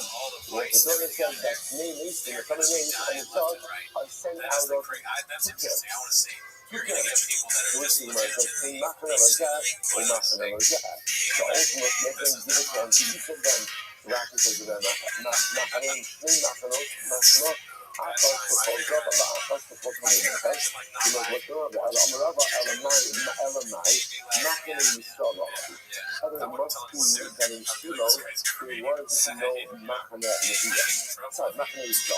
There was Machane Shina, there was Machane Leviyah, but there was no Machane Yisrael. well, that's the piece of the problem. So now, that works on one hand, because now we have both a Zot and a Kohanim being expelled from two camps. And a Sina Machlo Rabia. The problem is, Nimsu doesn't return the Chachar Makom Echad. That means the Zot and the Torah end up being sent to the same place. And here's the problem. The Torah Amra brought out the Jewish state. The problem is that the Torah is supposed to be isolated from everyone else. And the Torah is actually supposed to be sent to somewhere different than everyone else. The problem is that all there is Machane Shina and Machane Revi'ah, and no Machane Revi'ah. On one hand, I think it's the fact that both the Rabbi and Pnei Nation are sent out of peace. But the problem is that comes a manipulation that in the Torah is hanging out together with the other common guys. Right? And the problem with that is that the Torah is supposed to be Badar. What is Badar to just? But the Torah is sent somewhere where no one else is. Ultimately, by the Torah, he has to be isolated. So how does this work? And when the Olam Hulu, that works is like, Shiva also had all three camps. All three camps. You might just cross out the Omai Lo Habu, Elishke Machmas. What does it mean when the Gemara says, listen, the Gemara says, no, you're right, Shiva, there are three camps. Three camps. Machane Shina, Machane Revi'ah, Machane Yisrael. Just like the Midbar.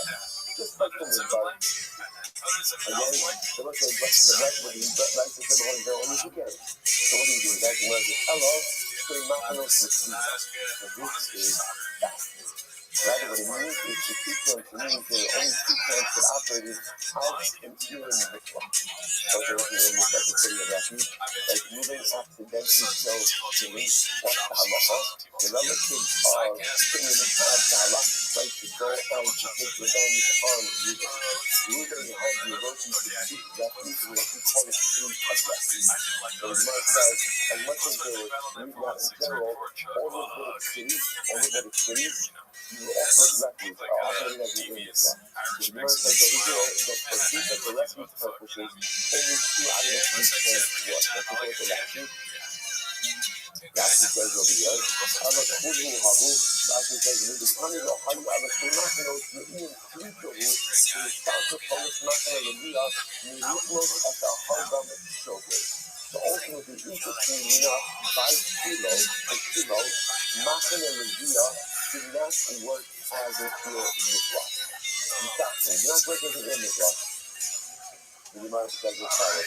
The cloud, so the mitzvah have its talking Machane Leviah. So that's to say that in the desert, Machane Leviah actually works as a pure mitzvah.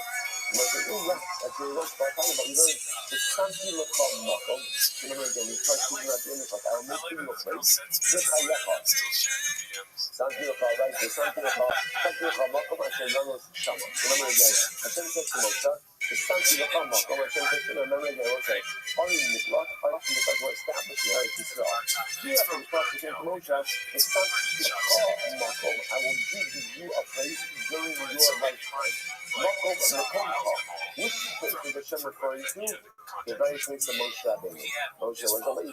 Moshe was a lady. I think Hashem is saying is Moshe, your Machane Leviah will be in the club. Hashem Yanos, that's the children will see there. The Lami Shinagalim, the Midbar, the Lami Shinagalim, the Midbar. Also, that even in the desert, the concept of being mitzvah applies. Where you go to the desert, where the website, in Eretz Yisrael, where you have multiple other mitzvahs, multiple cities of refuge first.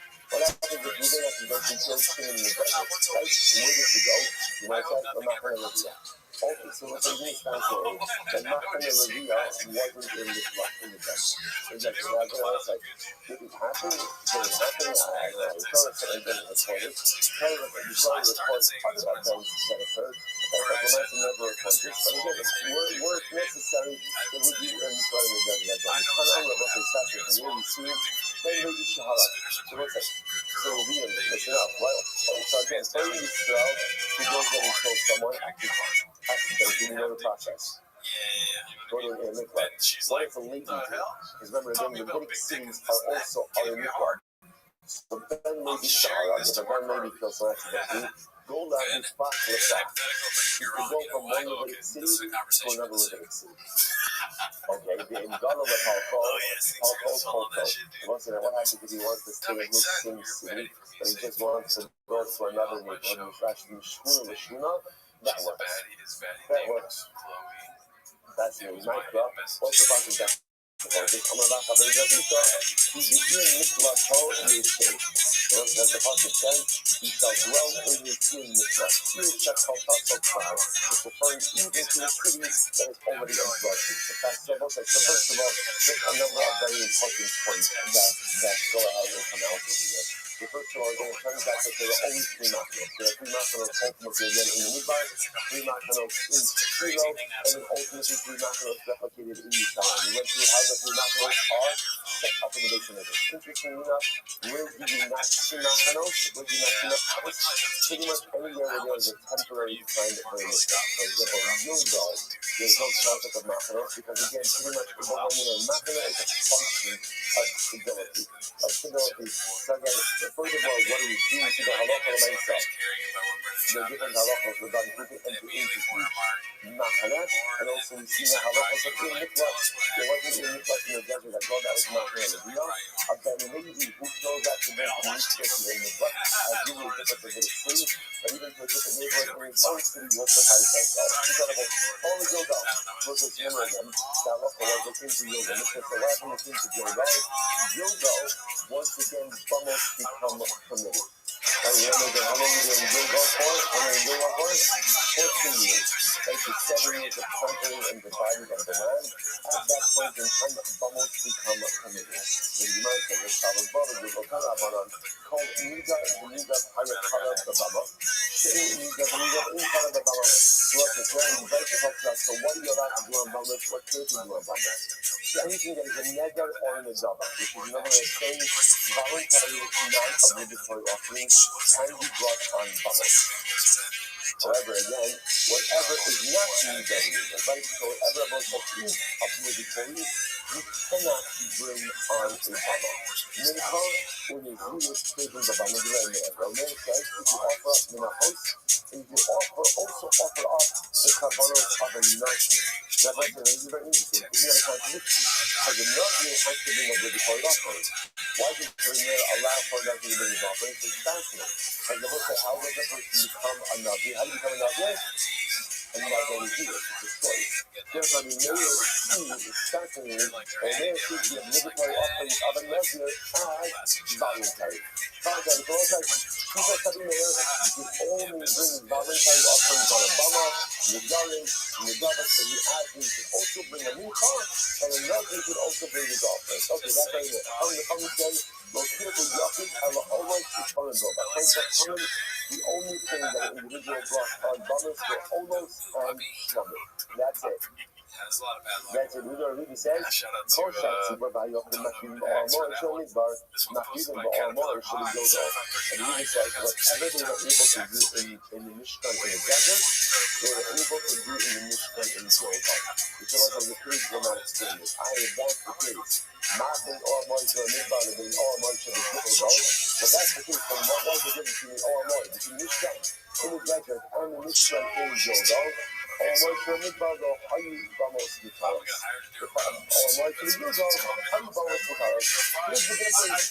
In the desert, Bamos were Asar, and in Gilgal, Bamos were Mukha. The Bamos of Shemiros, Gadol, those are incredible. And the Bama that you brought on the top of your onion, here's what actually fascinating. So it actually points out, why does it say that the bubbles you brought on top of the roof? Because that's really nobody's built bubbles. Right, so you're looking at a house, they can show you the rooftop bubble, right, the rooftop bubble, right, so that's where they used to put a little pergola over there, right, that's where they put the bubbles. Fascinating.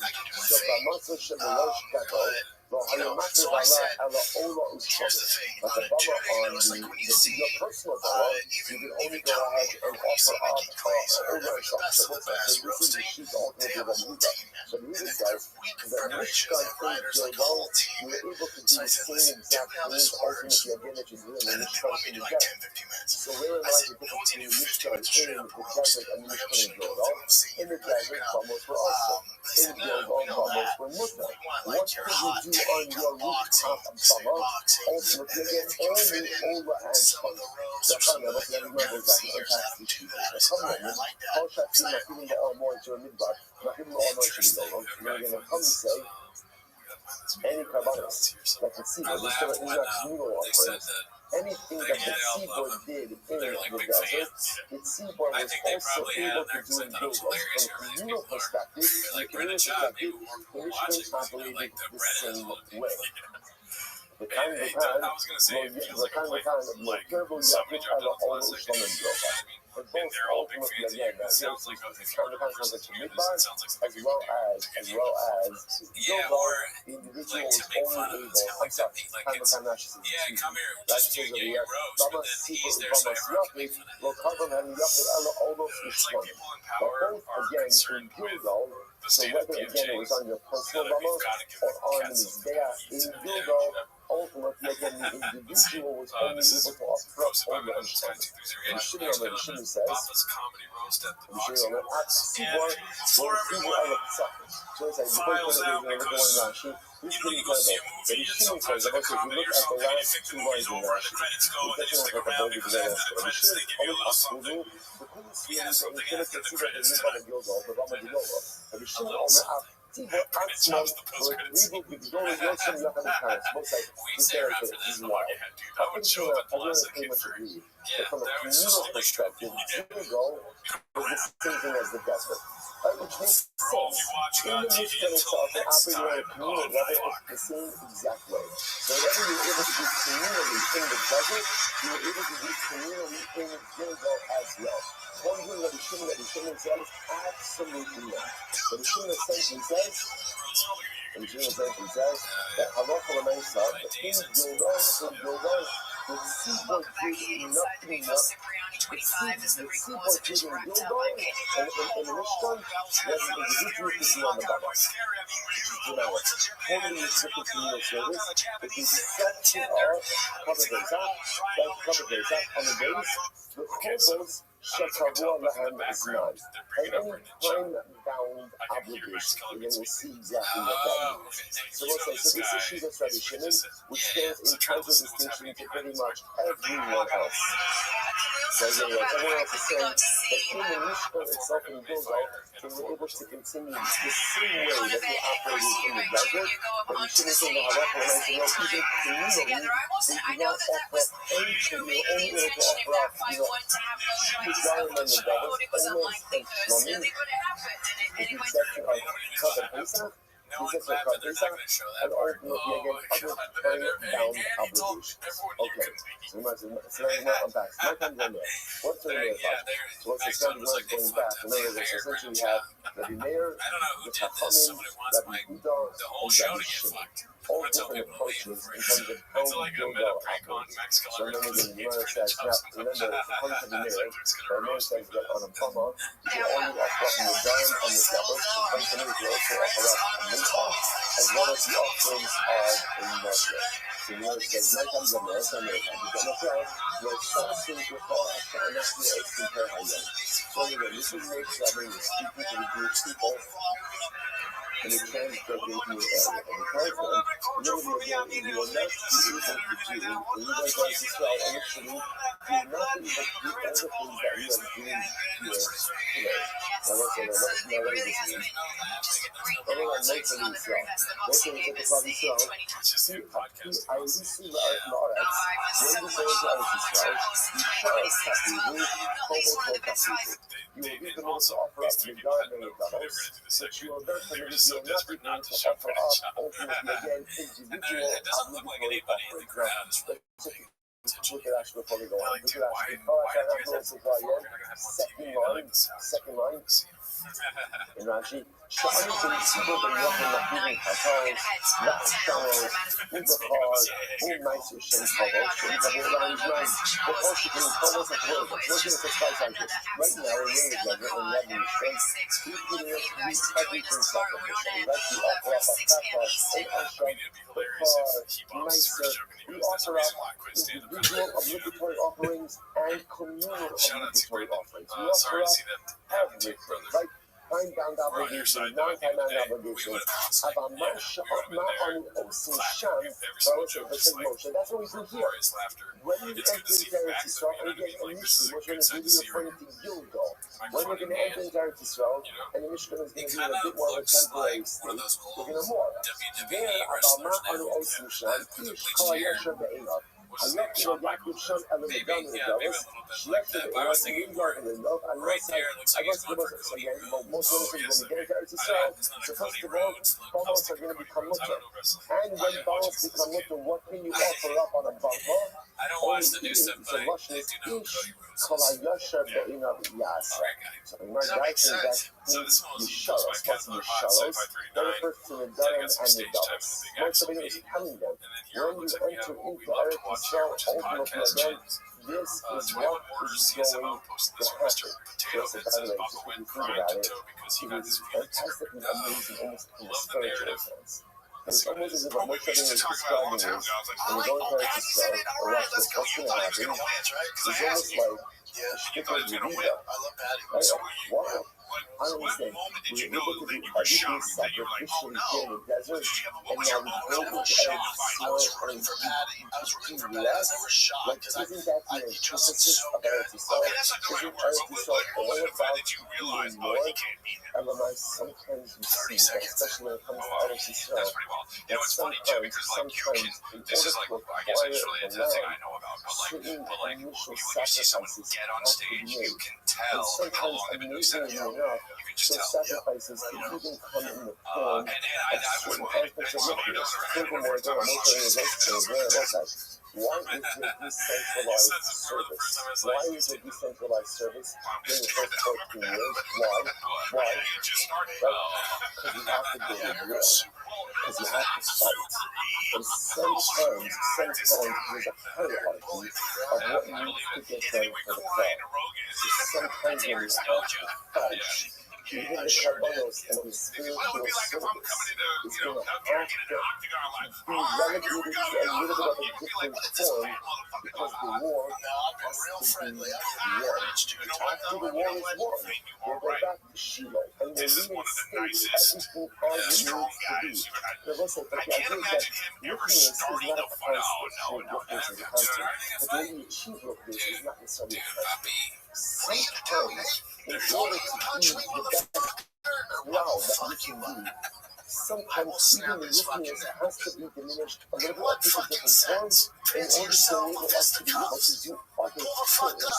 There's not a single one that makes him sound like he wants to fight. Oh, there's one that makes him sound like he doesn't want to fight. I guess that makes me. If you know that what you're describing, what you have now, you're not it's like you going to gotta have pay when you fealty enter to into shop. Eretz That's Yisrael. something to the show. And we all know. So again, we so wouldn't be what here you're for that describing, friend. what you have now, you're not going to, when you go into Eretz Yisrael, ultimately again, you can offer up Nedarim and Nedarim, You like your but you podcast? cannot go ahead and offer up obligatory offerings on your Nedarim. But Rabbanon, now again, what's that? They're infusing that, so they just offer up, and that's just almost like people have even reached six, no put up and building, this is ultimately what you can Rabbi's version.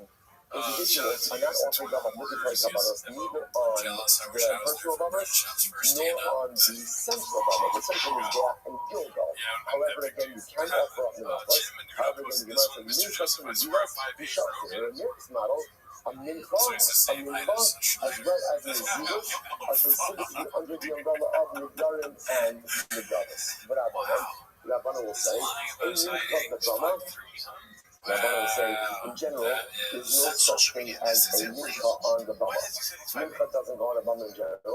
In the Zivus, double mincha. And the Rabbanan holds that the Zivus is not called Neder in the Bama, or is not called the Neder. Right, so rather again, the Zivus is a obligatory offer. In other words, as much as the Zivus is triggered by a Neder, at the end of the day, once you take the Neder, it is an obligatory offering. Once it's an obligatory offering, you can't bring it on the Bama. Amashua, Machlok is the Chatas to Asham. Machlok is ultimately again in the institution of the Chatas and Asham. About the almost Ishlamim, when it comes to almost Ishlamim, Givri Akol, Yishares the Nivotah. So again, everyone agrees that almost Ishlamim ultimately again are considered to be resurrection of Yishares, comes from the heart. Moshe Rabbeinu says, when you come into Eretz Yisrael, Sasim Tikar Shanachnu Osim Kol Hayom, That's the one You're not that's able on to do Reddit. that That's you're fake. doing today. Yeah, Ich kann ein Yasha to enough. One Right? is So private show. that which is, so to speak, Yasha to enough understands what it means. The Dharma and Davos. So therefore, the Gemara says, interesting enough, Nachloket is only Chatas and Asham. Now, so certainly the Chatas and Asham ultimately again is relates to the Nazir. But ultimately, again, when it comes to the Dharma and Davos, everyone agrees about all the Shlamim. Everyone agrees that that falls under the umbrella of the Dharma and the Davos. Mostly Rabbi, so Rabbi said, one second, analyze this. Chazay show, and it was a Chazay show in the chest and the thighs. With Shumas lach, that's the Quranic portion, right? With Shumas lach and Torah, and the Shuma, right? The Quranic portion ultimately again of the Torah loaves. Norgin Baba Bidova, they Norgin Baba Kitana. Ultimately again apply only in the central Mizbeach, in the so that's what we call the Baba Bidova. But do not apply ultimately again by a Baba Kitana. The Ilu has Rabbi Sheva, each of what's left out of that list is Rabbi Sheva, and Rabbi Sheva is the portion from the covenant of the Nazir. So the point of the Nazir, you see that the covenant of the Nazir is left out. So if you say that they argue, even Rabbi and Rabbi argue, even in the case of Omer Shlamim, then Hamani Rabbi, that's the good Rabbi. But if you say they only argue in the case of Chatas and Asham, but if you and Omer Shlamim, Hamani, who's it being disrespect? It's my heart, not. That's what I'm also going to say, I have to frame it. Omer Shmuel, Machlokes for Omer Shlamim.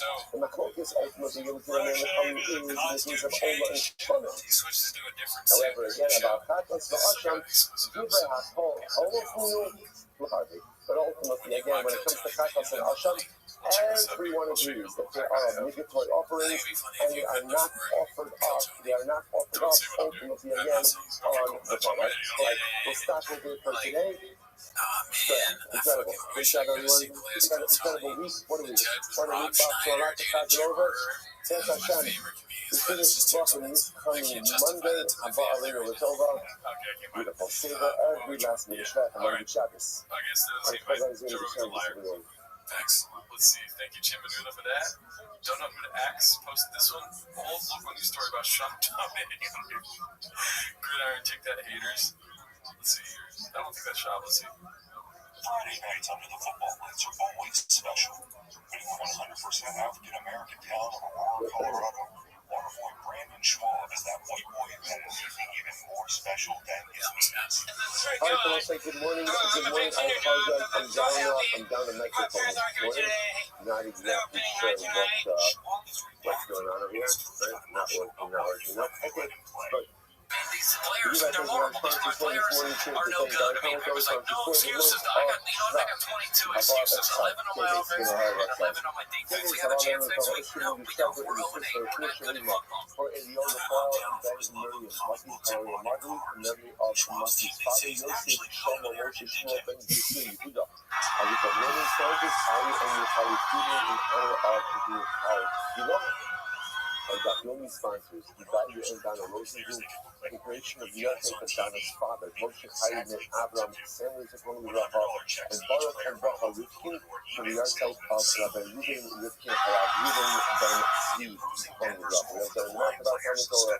All of the Neshama Sabin Aliyah, the family day of Torah, all those communities, those Shavim Torah, Kol Holy Yisrael, the Prophet, the Moses, the community Shah, Rachman Torah, Torah, Am Yisrael, and Eretz Yisrael. We'll see that. Let us be with a lot to recreate a really tough and incredible back out of us. Today's back is Kuf Tes Zion. Sorry, Kuf Tes Vav. No, Kuf Tes Zion. Yeah, Kuf Tes Zion. 116. We just getting a confidence about that. 116. 116. And we are picking up on Kuf Tes Vav our days 115B. And we left off, I believe. But like for that's actually minute 30. Yeah, the length. Right. I'm not going to spoil the most. So let's pick up it is 2, 4, 6, 8. So 14 lines up from the bottom. The next is on double Z.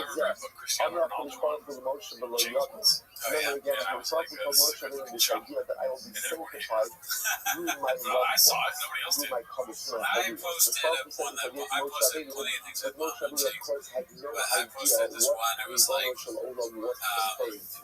Until when? Who's the actress at the So the AMC Gemara says, thing?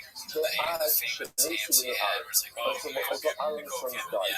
And Even put instead of Aaron, AMC, once change it to Aaron's sons PFG. died, remember again, it's like the death of Nadav and That Abihu, was great. at the day of the consecration Yeah, of it's just the like, Mishkan. sometimes you The get the Moshe updos and Rabbeinu downdos. saw this event. Kevan Shenesi B'nei Aaron, Amar lo It is Aaron, what it is. Amar We lo got Aaron 132,000 Api, fucking Banesu homeless Banecha cats Ela that don't like Haki our shit, daddy. Shmosha HaKadosh Baruch Hu.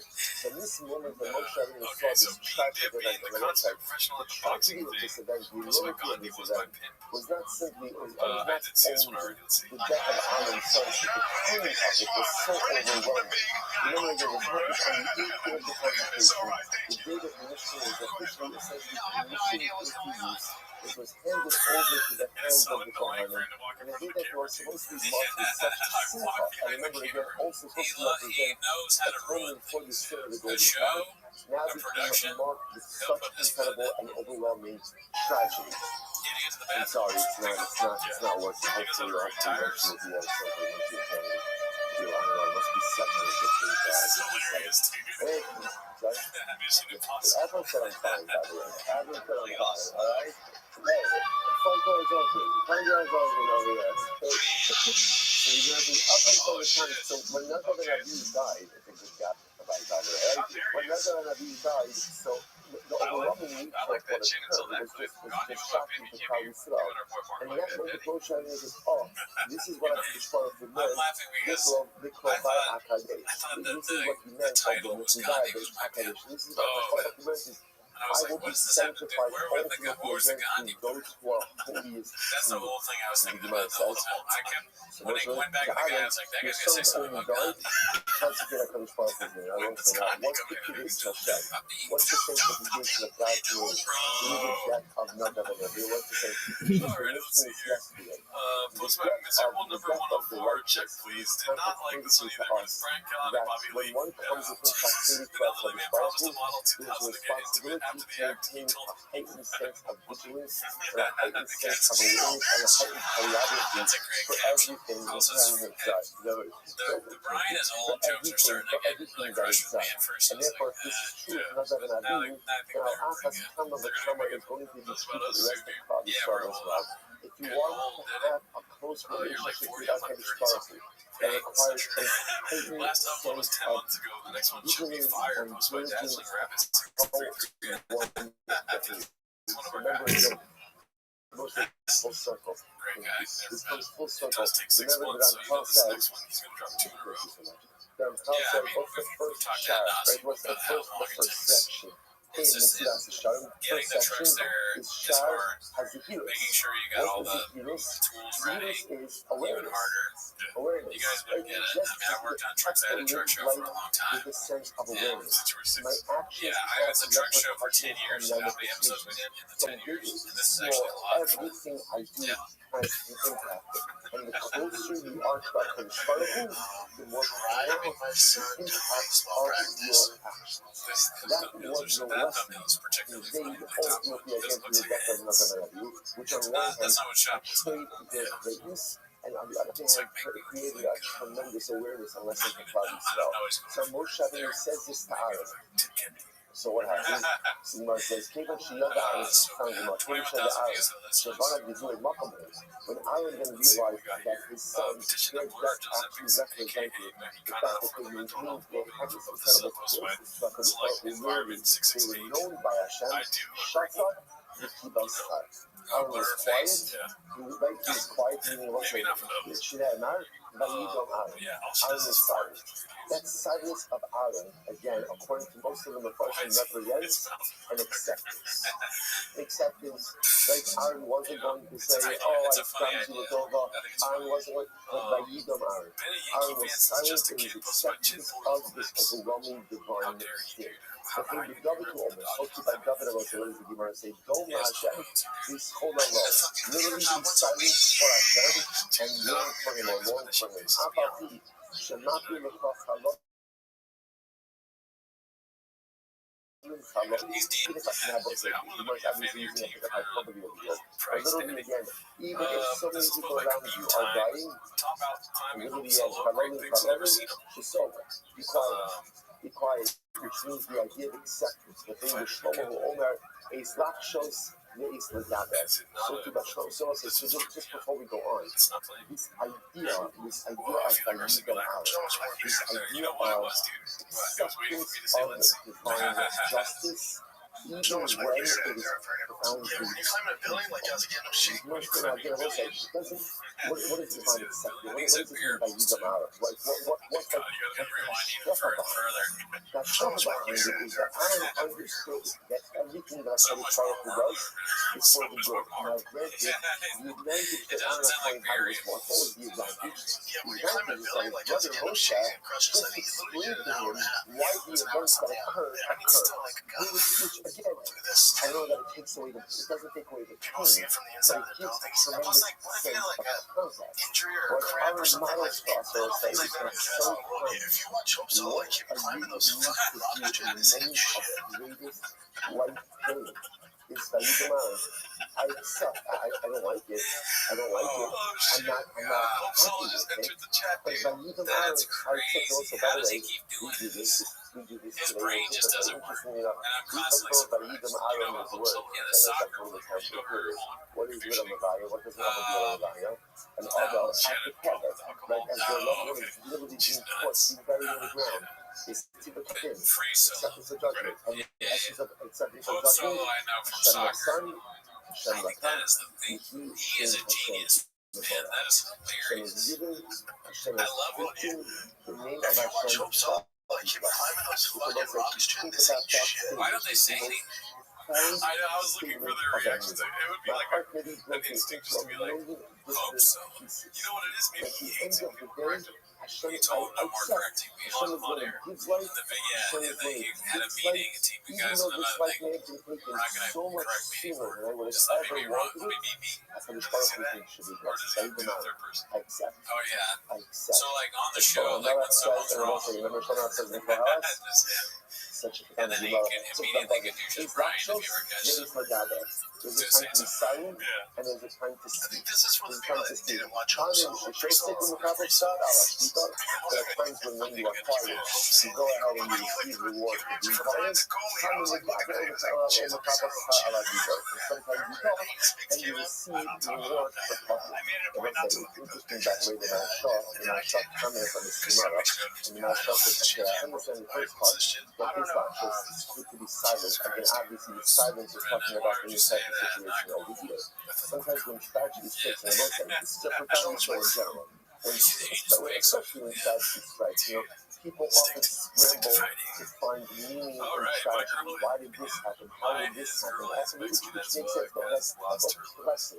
But sometimes our avodah in the wake of tragedy is Vayidam Aleph. Accept that this is the lesson Hashem. I'm going to try to learn from it, grow from it, understand it, but my initial reflexive spiritual reaction is acceptance. I accept that this is the lesson Hashem. So that's what it means to fire. What does it mean?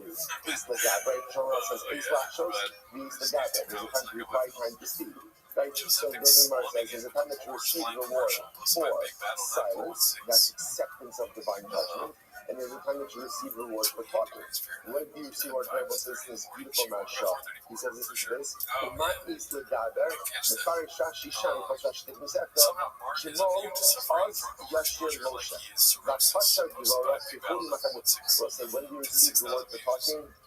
Thank HaKadosh Baruch Hu for the good things that this is posted by Work on 20855. We're doing a lighting record for you. Oh, really? Do you have now one of the lowest rated movies in IMDb history with 1.1 out of 10 stars. True. That's true. Wait, three. Get it right. Yeah. Put some respect on my queen. Okay, I'm not saying that. But if you're listening to a little something for the fans, dude, they like what we do. You've never done music. Not once, not once. Two, but again. So this is. Good. Enjoy that. Hopefully you're going to take this every function I was supposed to have a parnasa to rush out to. Hopefully, again, people who love. You're so lucky. Life isn't perfect. There's a whole bunch of things that I wish were better. There's a whole bunch of things that I wish were straight. It's true. But there's so much to be thankful for. So someone that says, just like they have to be quiet sometimes. And again, specifically someone over here, accepting from the body judgment. Make sure to always talk when necessary to say things like that. If you don't want to yell at the Lord, I will just point out. I want to point out something interesting because if you notice the order, right? What comes first?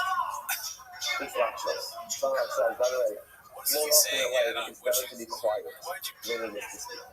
The order is very interesting. At the end of the day, very often when we talk, we're not necessarily sharing anything substantive, meaningful, or helpful. So sometimes again, it's so much better just to hold one tongue. Yes, are there times when speech is necessary, proper, and incredibly beautiful? Absolutely. But measure it, and use it just wisely. Incredible. Let's go back. I'm going to give Night at sea. Noah Elohim in the Pasuk. So what's the meaning of the Pasuk? The Pasuk says over here, Noah Elohim in the Pasuk. We should say, normally we use after this part, what is the writers at? If we could get even worse if we get something going to be exalted. You might just not read somebody told them the bits, if you really want to get like people eyes on your content, or rather read it ultimately again that when is Hashem made great through those who sanctify him. The Shah Osaka was part of the Din of Yosha at a time that God leaves out divine justice. For those who are closest and holiest to him, Misyare, Umishala, Umishala. He is feared, he is revered, and ultimately again he is praised. So when we see the standard to which I could aspire who holds the righteous, even though again you would think the more righteous and closer you are, perhaps you get a little bit more of a pass. And we see that that's not the truth, because the closer we come to God, the more exacting the standards are, then ultimately again that is so in us a sense of own prayer and how we have to go to God. So just making themselves all like it. The closer we get to God, the more exacting the standards are, as a counter offer. I'll just get a little bit this thing. I don't need it. No, that's like the Havdol. That's like the Havdol. But history will show there's only one guy that's ever figured it out. So when Max Rose says, I've been waiting all my life for Super Boxing, he's saying because it actually establishes your courage, structure to boxing.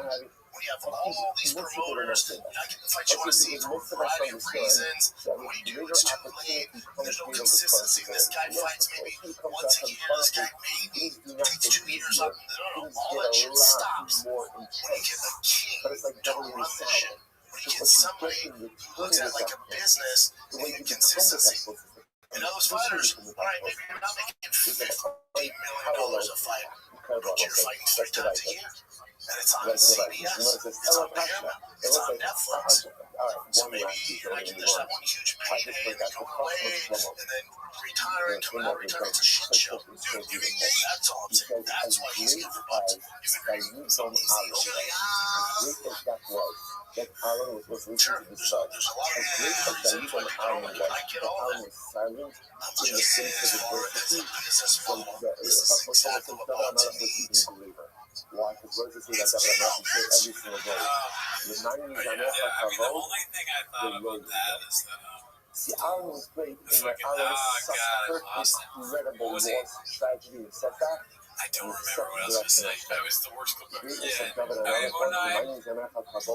There was something in there, but I don't have it anymore. Something about the oh yes, now I remember. This is not worth it. But well, the way he says, like, alright, cool, or whatever. That's the Jeff Dye delivery. I guess I am then. We're supposed to laugh because you suck, I guess. Alright. Hilarious. Sucks. The 90s no matter what life the clip is about what's his name? Dana White, right? I will not assuming. So he's like, if Dana White was there, he would lick his ass, suck his balls, and swallow his cum. The Gemara says, "Hello, Kasha." Is So Dana there's got White to in the look at film? Once That's what I was upon going a to time when we were learning Gemara. Is Dana White in the Remember Epstein going at Kasha, what did the Gemara say? UFC? The Gemara said From that Dana the White. Olos that were offered up in the Midbar were not flayed and were not cut up into pieces. So actually, we're getting to this whole Brisa. Look, the Brisa said yes, they were. So what's going on over there? Which the Gemara says, Elakasha, Olo, Shekanayu. Which is different Kanayu. In reality, this whole business about how it was handled in the desert was in Machlokas Tanam. Besides, the Mishnah says, this is Klonos then with the Sinai, with Klonos the Armory. So this is actually a fascinating Well, that's it for us, dude. We've been out here doing watching British Chop. We got these episodes now for an hour, but we watched it for 4 months. Is that general It's like halachos kind of like was given Tricks at Diaries. Sinai, and then the details were taught later It's kind on of by like Moshe Rabbeinu at cats Armory. eating fucking tacos at a shop or something like that. Which is another thing. At Sinai, they got the Already, I'll general have a beer in rules. 2 weeks. The specifics of the details were subsequently filled in by Moshe Rabbeinu later on. Take a quick look at Rashi. Rashi says, "Follows them with the Sinai." 4 lines up in the bottom. Keep going. Mizbeach Hadam Kasari is a Bach Ta'alav. But on this Parsha, no calls Olo Ushlam Misham. So, for example, in our Sinai, Kadosh Baruch Hu tells us you have to build a Mizbeach. You have to build a Mizbeach, right? And you have to offer karbanos. How those karbanos are offered up, those details were given later on. But the Gemara uses, Klonos and Karbanos can handle this. And each of the Armory, he was coming to the other small. So ultimately, the people says, no, it's not true. Welcome back to Tim Missile Show. Thanks for tuning in. As always, try to engage you. Enjoy the Discord. This is in Reels, not real. They use social media as big. But if you want, you can join the Patreon and get, get early access. Get early access to the show. All right, you know you want that. Because you got to tell all your friends that you get to eat on this island. And Wiggles and Joe for everybody else does. Okay, that's not why you're there. That's not why they're here. They're here to watch Tim Missile Shop. Start the timer. Play the jingle. Alrighty, here we are. We have gotten a clip from Xylophone. It looks like his name is. I don't know what that means. But this is called Bappa.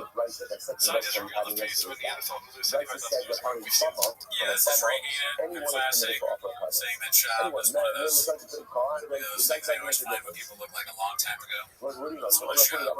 It does look like it. If that's not Photoshop, that's different. I mean, throughout time, people have looked like Shop. Remember there was the Indian Revolutionary and somebody. It's funny, I was like, it was so random. I was that, and like Google search and they came up, oh man. Already been posted. So what do we do? This is interesting. The source for this is Noah. As the Bible says, Noah built a Mizbeach, and he took Mikol HaBeimot from all kosher animals, or pure animals, from every pure bird, so he must be Behema Kamashmo, Chaya B'chla Behema, so Behema means Behema, including the Behemas of Chaya. Right, not domestic animals, which wasn't, because remember again, we don't normally offer up kindness on the death and the It does kind of look like he's doing it wrong, and I have no idea what he's doing.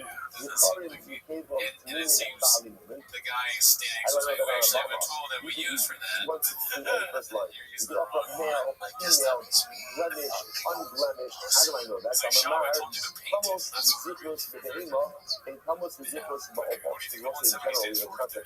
that was the unblemished, lowest he's ever and the been able to requirement live. first to be a male That's to facts. begin in He's the always mouth, lived it more but than this that. is I'm no actually such giving thing into that. You're correct. as needles. I like that one. Let's see. Puller of clips. In order to Clean this get a process, chip of the meat process on the off can. roots everything together. Interestingly enough, It's now up to 77 likes. It's good. and in this context of the Mizbeach of Noah, of the human animal is compared to a bird. Therefore, just like birds, it doesn't matter if they're blemished, unblemished, it doesn't matter if it's male or female. Simply by the humus on his bummer, it doesn't matter male, female, blemished, unblemished. It's really a volume. But there's multiple people filming this, not just one cameraman. Is To film it, even on a bummer, move a tire, offer up take an a tire animal off which and is missing move a limb. I don't want That's to the be one that guy. thing. And again, look, that's just because there's clearly something deficient in the offering. Oh no, Lord, we're not able to say this tonight, so let me know. How do I know with the can't bring an offering that is missing a limb? Even from the neck, or from the kidney that we have. But if you know what it means on a bummer, right? Because remember, again, if you're going to teach the new Noah, He's a bummer even I'm today. guessing I'm trying to Even reach today. somehow, but So whatever is true, not big open enough up for your two. way for a for a bummer will be people up also at a time when bummers I'm were gonna say looking. no. I don't know again. I don't I know. It would would be bring funny a if you started blemish playing animal on a bummer, but I cannot bring an animal missing on me. I'm a bummer with color time combustion. Or like I'm a watching. it says, With love to it. I'm a It's like hot base constant. anymore. Yeah. It's like a terrible boss, but it's entertaining. Yes, it gets in bits all day long. Yeah. Your payment is how much fun you can have laughing at it. And hopefully it doesn't hurt you. Bringing Yeah. animals Because you might get is mad, you almost make like fun of the one life because of its it's usually limbs not of really training Bobby. cat. Please, Which one of my means closest friends. it's not missing a leg. The Dilma removed the tray from. Maybe it's going to just do the tray from. Right? I don't remember again. Tray for animal is any type of condition from which it will imminently die. It's like a It's pecker going to with a exclude pecker. tray from. Yeah. Oh, you're good, dude. That's actually excluded. Icarus That lives. What happens an next animal that is 115? capable of producing life. So the Can marks is honeycomb on number tray from your life. imagine it didn't work That's funny out. if you know that a tray frog is not capable of having oxygen. Alamanda, I'm going to tray for your leg. That's not even and if you know that a tray frog does have the ability to go ahead and have oxygen, what is it? I'm a process of oxygen by Noah, he's called 40 reps at 225. because Nicola I shit Nicola so nine Nicola the elevator Lapios talk sorry he talks up from the cable. Yeah, well, so the boss says it makes. bring animals bring Noah I can't remember. Even I'm admitting now that I'm, I have Graves' disease. I cannot remember what we just watched. What he said. But I feel like he said 40 something, so it would be funny to say less than that. Because if it's better, if that's an example of the animals which are not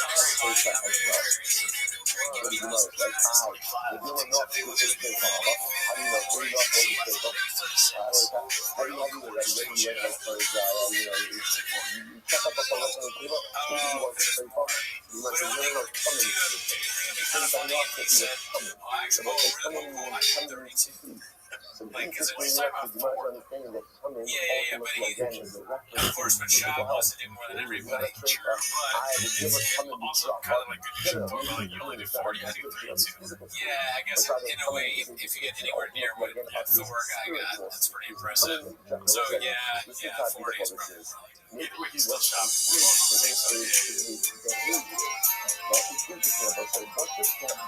Last somebody 40. I see now.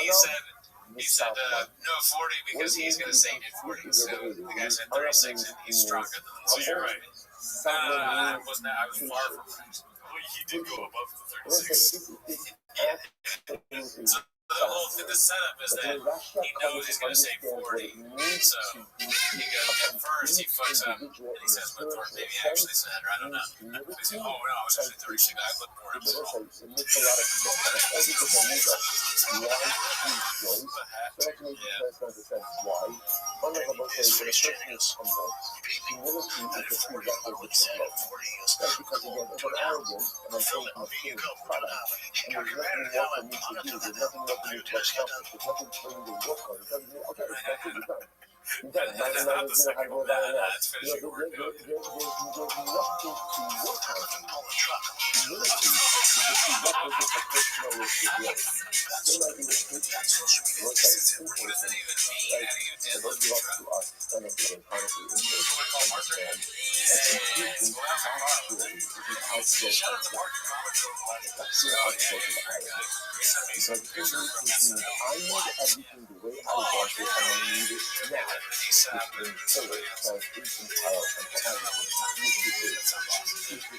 So if you think about it again, the patience and humility really are two sides of the same coin. We both represent the idea that this is a the world doesn't revolve around me.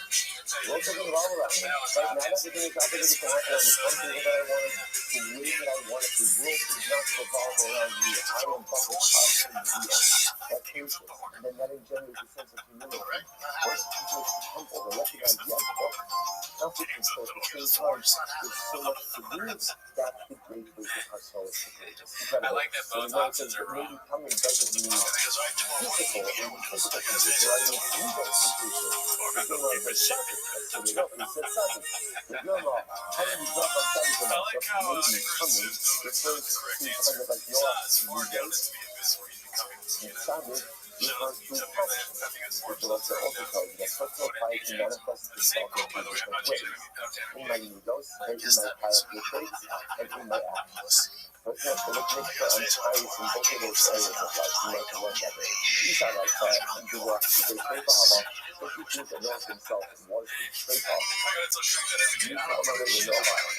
It's about self-idol, coming rotayo, showing rotayo. But the bottom remember, Hashem says to Noah, take on the animals to talk with you. So clearly stuff means like you. So that you think that Noah was a trait on Hashem calling him to take on animals with a trait for self-love? Can't be. And the after the last one is that the never comes full circle, unless you come in talk. Noah said that you are complete and unblemished. So to bring on the table unblemished animals.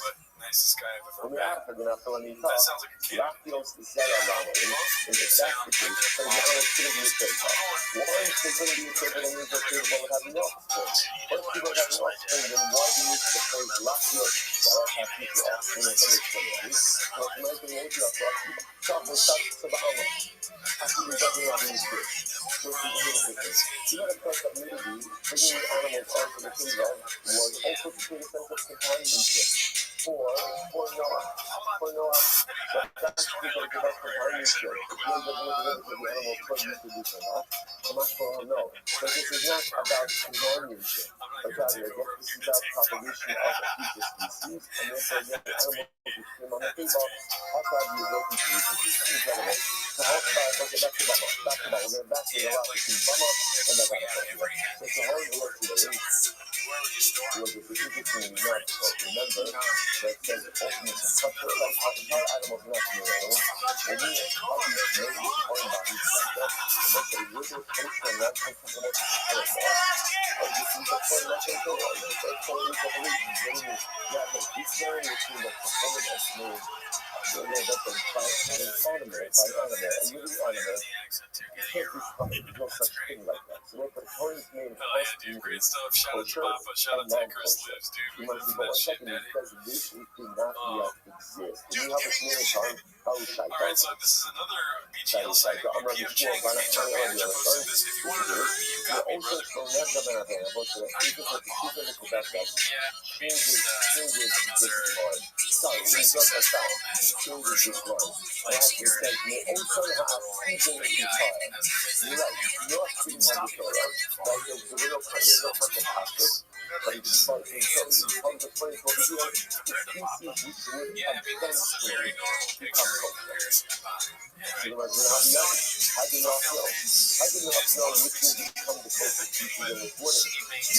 must be left to the rest of the level. As you were saying, how to give a compassion, we are two species power. So what do you know after? No, the animals can't before. I do really need like as opposed to really what happened is the animals the animals can't step on the table. The coastal species were accepted in a larger number, and the non-coastal species were only accepted in a smaller number. Anything that was quote-unquote absorbed by the table in larger number, ultimately it's clear that that is a future coastal species. You might say, larger numbers, they don't feel the idea that it is a future the possibility that the animals came on their own. So not that what Noah asked them by that the animals came, if the table accepted a larger number of each pair by group, then that was indicative that that was just for the future culture species. A smaller number of each pair indicating that it was a future non-culture. So, not cover almost. What is similar to the United States, you know, kind of bummers. Everything was offered up as an Ola. Only Olos were accepted. You might have said Olos is from the road, that's true. Only Olos were not from the Bahar, brought to the Pakistan. By usual to from the Master. He looks like It was a Marcos the Pastor. He kind of looks like George Carlton. Kind of schmoes, by Hasinai, by Hasinai, is Bawa. Remember again, Bawas become also once they go to Mishkan, but when you come on offer up by Hasinai, before the Mishkan, all Bawas, the crazy part is crazy things to indicate again. After that whole problem, Olo, what you might say, Vayishluchu fucking Shlomin Lashem Harim, Elaima, rather than the part rather use the part to the following.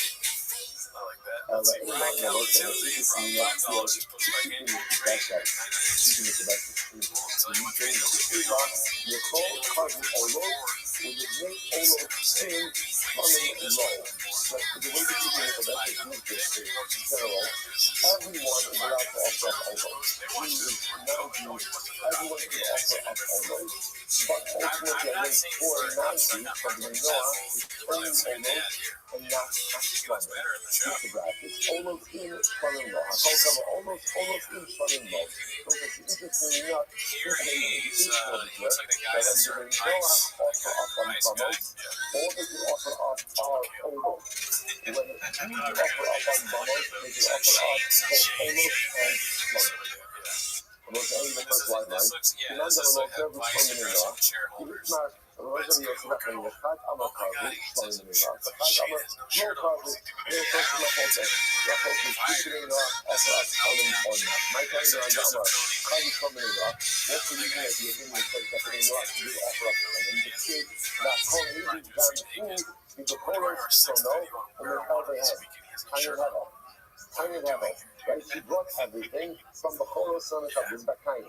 He brought everything, right, including in the Cholos son, the elder of his sheep, right, the first one of the sheep, and we thought that I wasn't releasing the stuff and the news from the hero, from the facts. But he was easy to have a terrible carbon on the hill. What type of carbon is the clay left burned on in the hill? You must not include the carbon on the death, but you need to celebrate only the clay of the water, and the rest of the carbon is not. So what's the type of carbon where the clay left is offered and the rest is not? The other is rest not. That really is that's the point. That's the way to do it. The point is that when it's funny, I have a quote what we'll call giving the other. We call it giving the up. What do you do here? Get the giving the up on a bubble. That's the giving that the offer coming. My timeline, because I'm a host level, but the giving that says that they did not offer up coming. The kid and this is the whole important thing that is very important in Russia. Positive Shia is literally fully suffer, awaken the one in the north, is only Tamar, and come the one to the south. But it is not as too much in that Sabbath stuff. And like literally again, awaken, right? Or stir your relation with actions out in the north. And what you're talking, what it means is actions out in the north. Ultimately, what that was is directly to a carbon that is set in the north. Which is carbon hasn't abundant done with stuff. One of the expression is ready, that's the old one. That's the old one, right? Then the Russians ultimately again to the nations of the world. The nations of the world are full of the millions. Because all they offer up are the carbonos of the world, i.e. and Torah. The very same one, the one, is not as much in our Sabbath Sahel. It's about much in our Sabbath Sahel is the better. And let the nations is bringing more on the south. That's what the Father said. Almost and Shlomo. You might say, so therefore again, 5 seconds. Well, now we have to look up in. What does this have anything to do with the first? By referring to because Cain went ahead, Cain offered up a Shlomo, to which the Gemara and Shlomo was in Shmani Handy Go. What it means is, the Gemara says, in Shmani Handy Go, the Gemara says, it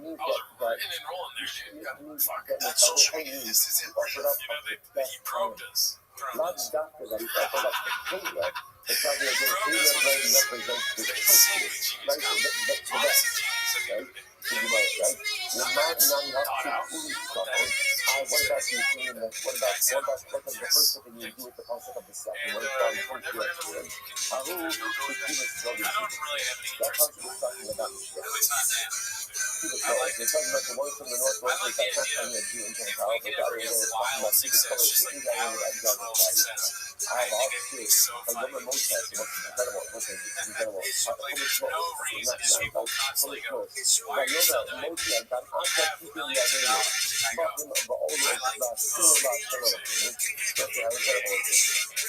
be like the derivatives from the there will be like in my house we're killing people and how to stop it in print Give us coverage. You know the political title.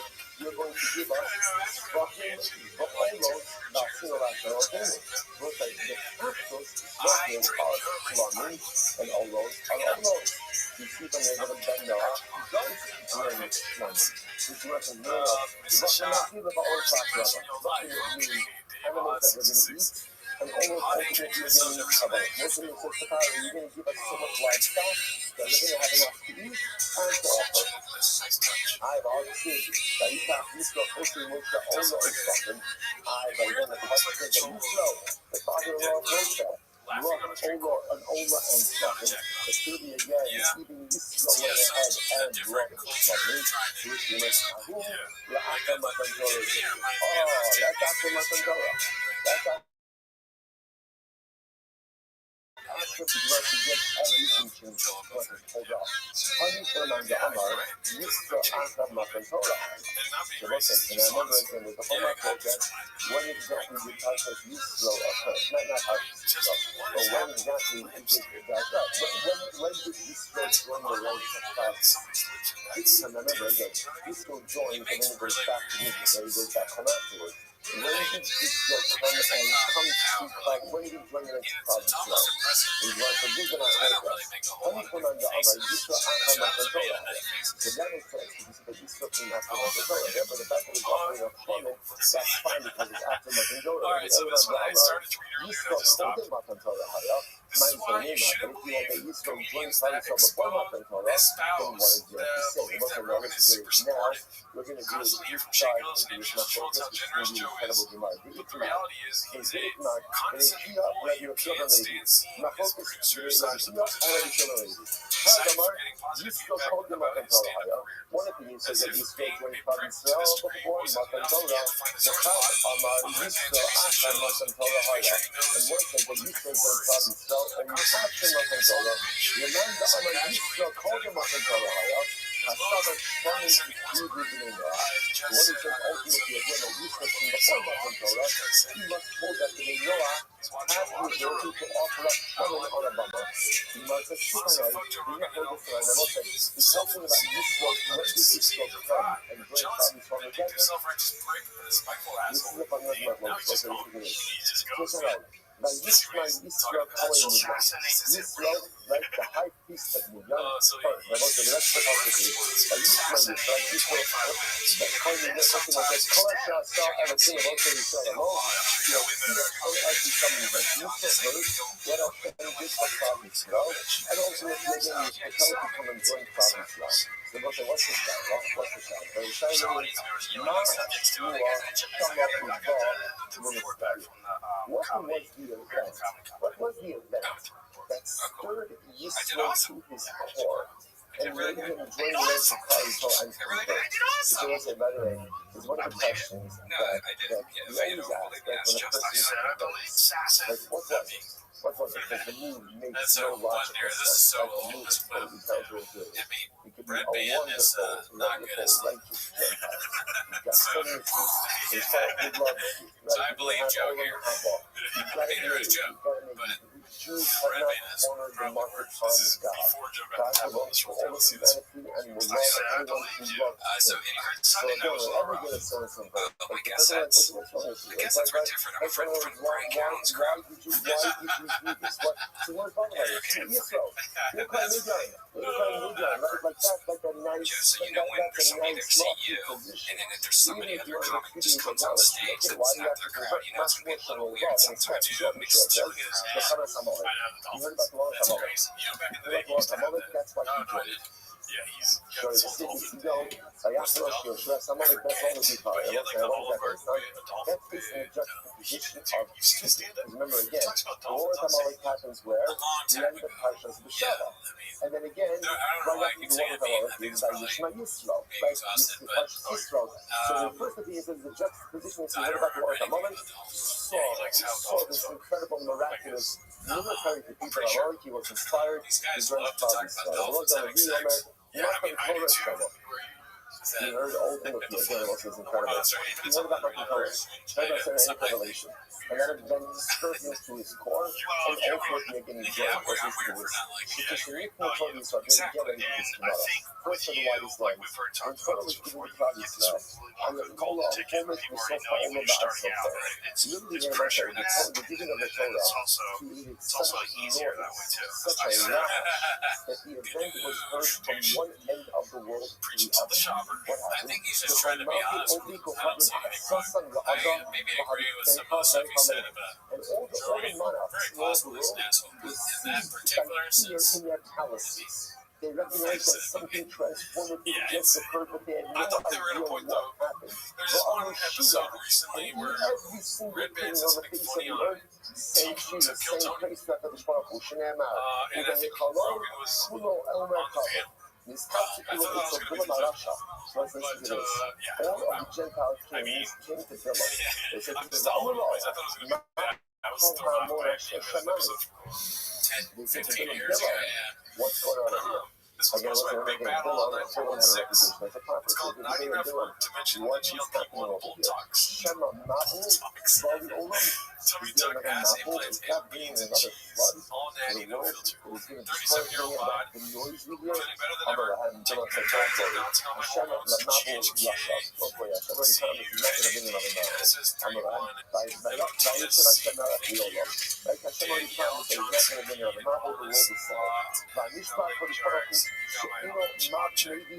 unscathed. Then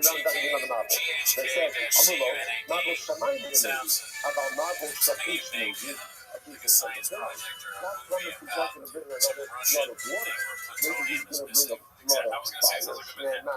Yeah, this is something Oppenheimer wrote too. Where he's like, oh, this is what we need to finish the bomb. You know what would feel better? Some fucking close. We need that promise. You're going to wipe out humanity. There's no novel. So just, okay, if there's no impending novel, But you then gotta, not call she's doing it all for just Shammai. How old is So that they dog? asked Bilam, Why are you what exposing is yourself this to noise? What is this That's noise kinda that weird, we like, heard? Abraham said, I this don't is like how beautiful this is. When Wear this a burqa. Bilam basically knows that. I So would we want tell us all my about the Father, we have a beautiful treasure it is that what it was is. Some sitting in families are his different. storehouse. They probably don't. This is just the normal to them. They do TikTok dances now. That's gonna be the next thing I actually do. Start doing like family TikTok dances and videos. They just do them too. But eventually the kids will be involved. Maybe they can be like that Millions or whatever. That would be funny. They're gonna be like the LeBron James fan. Dude, no. All right, well, I don't even know what's the LeBron James fan. They do that. They do like that TikTok. It's a lot cooler. They're fucking cool, dude. LeBron James is awesome. Okay, that's your narrative. What are you gonna say about the narrative? Is Bronny in them? When they were younger. Okay. What I was laughing is if one of Shop's kids turns out to be like the wrestler. Chocolate chunk. Boom, boom, boom. Yeah, how many booms does that get? Brendan? Boom, boom, boom. Fat Shop. Boston chicks isn't even we need to nickname Roy being the wrestler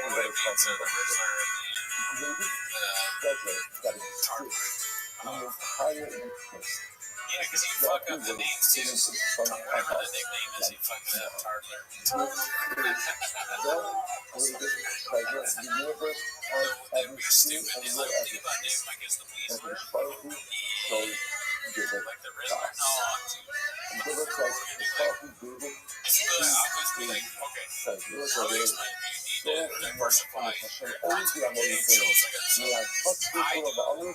My show, Shop Show, Spider Kid, everybody loves it. Then I also have trucks. Stuff out of storage. On top of that, my wife it was this incredible understanding of the different values of life and almost such an affirmation of how unique and taking place amongst nations in the world, and got a bracha from the nations in the world. Got a bracha from the nations in the world. Incredible. I want to help us understand what it is that we're doing in because, My kids call the how everything, when you have this physical way, right? It's not just something that we call you gotta run for it. You gotta run for it, right? If somebody tells you that there was a million, I like this perfect example, that if someone told you that ultimately again that there's $1 million leading down the black sea, none of us would struggle to do it. None of us. Doesn't matter how out of luck I would be, I would run with all of my mind. If somebody told me that there was $1 million waiting for me at 5:15 in the morning, none of us would just move. Right? Just be really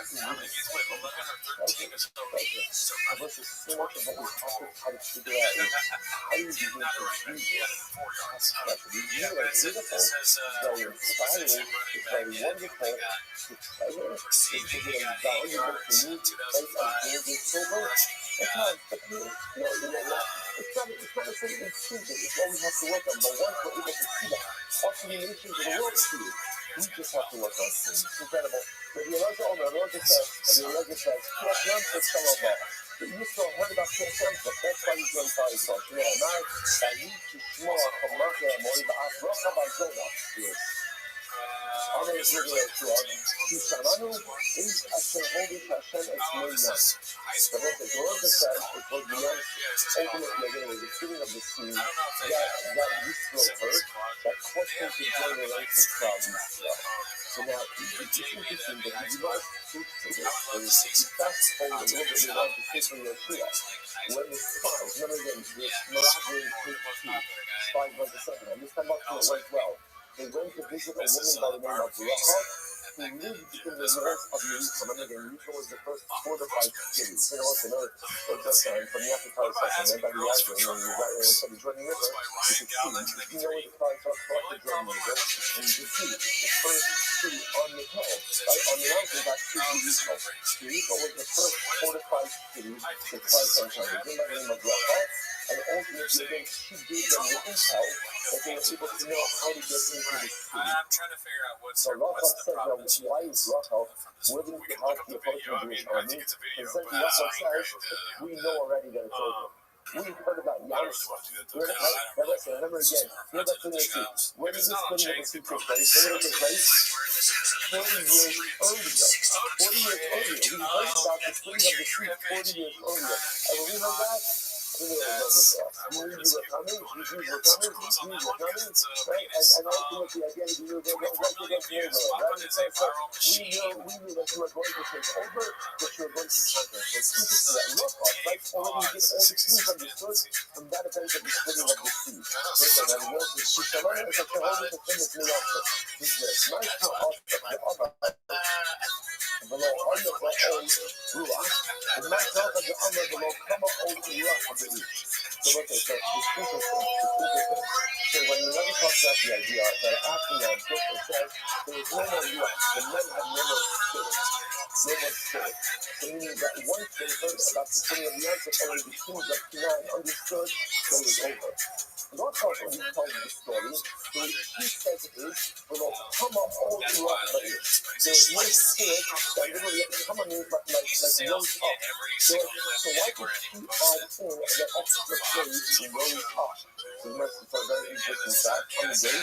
But he is actually non-law. But what happened about that? The men of Canaan are of Jericho specifically, but as far as general, were so inflated by the news of the impending Jewish army that literally again, they became like infants. They were so scared of what was going to occur that ultimately again, they were infants. And that's why she uses that word to come up on the right. So much, you know, that's why she's how do you know that? Like the same thing, like a very general statement to make about the male population of Canaan, right? So how exactly are you qualified to do something? Where it says, well, Gemini, and you know, called Sai and Yogi Shalom, Rachav Hazon. So it's interesting, by the way. So the name is called Rachav Hazon. zona. Na internet, zona can mean one of two things. Zona can mean a harlot, or zona can mean an innkeeper. Now, very often, ultimately, again, they're not mutually exclusive. Right? Sometimes the innkeeper provided a variety of different services. Right?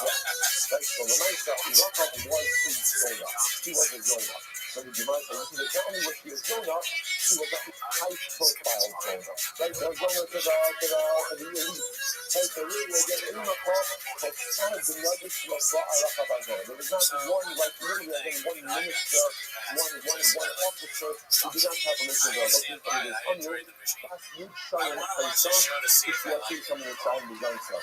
So that's actually, sometimes like this is overwhelming and tragic.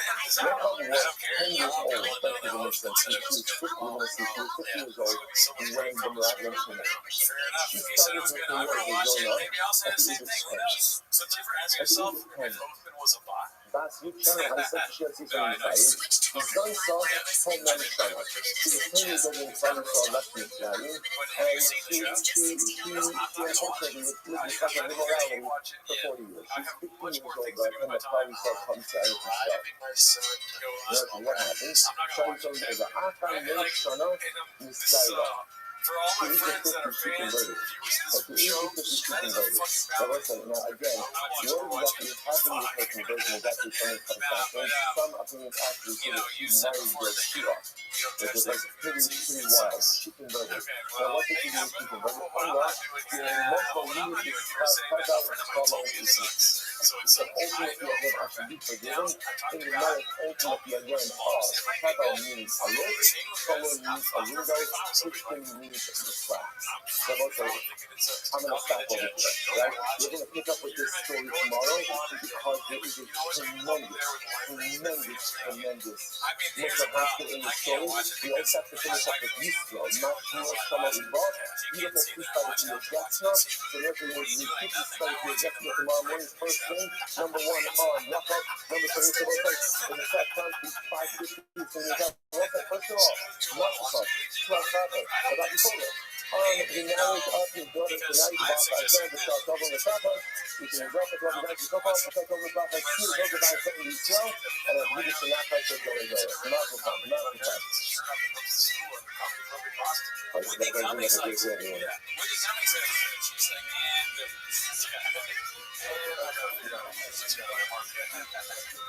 let's see here. From Kardashian to relatable housewife and mom.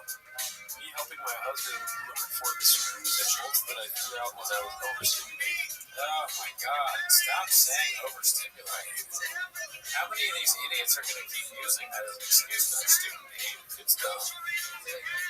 Overstimulated. Go die. Okay, you're overstimulated. Yeah, if you were overstimulated, it means you're done doing things that are cool. Never come again. I'm tired of it. Fucked up. I'm tired of it, dude. You're right. Fuck you guys. I agree. It seems annoying to continue. This must be just a buzzword that people are using. Oh, sorry about that. Yeah, I didn't show up. I started driving.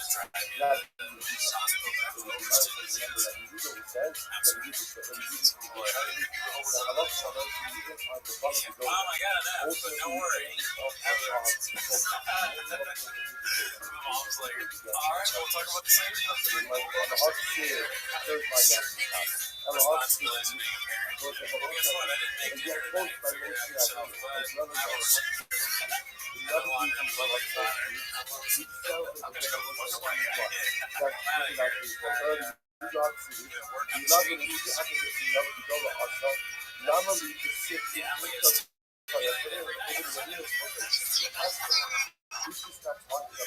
Mom's back to being a streetwalker. You've done it before. I was overstimulated as a child. You were actually overstimulated when you were born. I'm 100% on your side. I hate it. You can't be uncomfortable for 1 second. You know, is that what it needs? Sounds right. Overstimulated to me is a symptom of a feeling of, yeah, like, you just like bite your tongue and live through a moment, dog. Get the fuck out of here. Stop posting face to the shit that you're overstimulated. Fucking Whitney Cummings is saying. When Whitney Cummings and Jasmine Singh are the ones that are afraid to yeah, that's a good point. Plus, Whitney kind of super annoying. Living with a woman and she gets stressed out or whatever. Or what she does when she's stressed out is either throw your stuff out or talk about all the things you fucking for you. It's like, Jesus, what do you want to do? Is there a pill that you can take to less stimulate you? Because she can't go on YouTube and tell everybody, fuck all the guys. Alright, Jeff, fucking guys, you want to throw stuff out? You're overstimulated? If you're stimulated, when you want, right? I'll stimulate you. My lips are disgusting. I can't even sound like, oh gosh. I can stimulate you. Like, well, actually, that's a problem. You can't. Unless you can become 5 white guys right now, you're not going to stimulate me. Yeah, so she's like, I would. I love you, but you're just not attractive. I like the roster of white dudes. Those guys are hot. Dealing. Especially Tuesday. Tuesday? Nuts. You know, Thursday. You remind me of Thursday. He was a little weak. This is another guy's name. There's just days with me. He's a weak terror, dude. That's fixed. Anyways, yeah, I don't like it. And then comment below what you guys think of the overstimulated shit. It's happening too often. If you're overstimulated yourself, you know, woman who has, you know, how did you overcome that? That's what ice agents are saying now, dude. I killed her because I was overstimulated. I can totally see, like, the video of the ice agents were overstimulated because Tim Walz is telling people to stimulate them. Alrighty, let's see. What's his name? Bongino? Not Bongino. Ovino. I watched his speech and he was like, there's choices you make. When you make a choice is made. And when you make a choice, other people have choices too. And when you choose, some people choose wrong. They choose. Somebody's like, why did that guy die? And he's like, stop choosing that. It's all about choice. Were you listening? He said choose not to listen. He literally said that. No. In response to a question, he's like, it's all about, did you not hear what I said about choice? Ridiculous. I'm now going to bring up Miss Rachel Tudor. And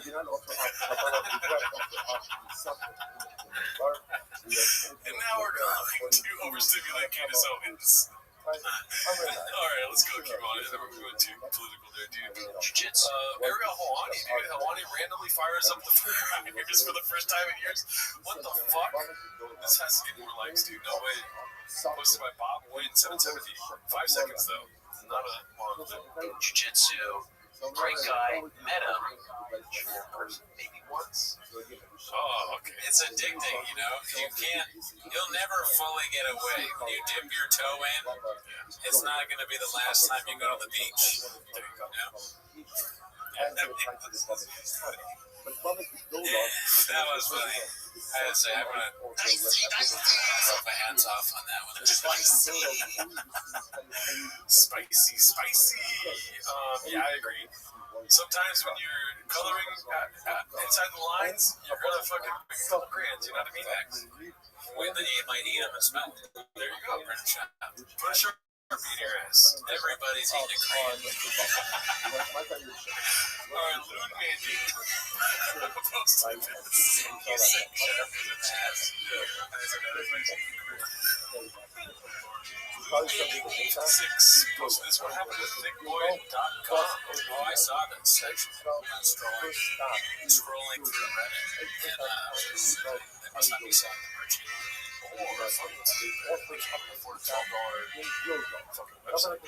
There's no more merch. What happened? All we're getting boxes of shirts. That said, drive past the gas. What do you do when you can't sell it?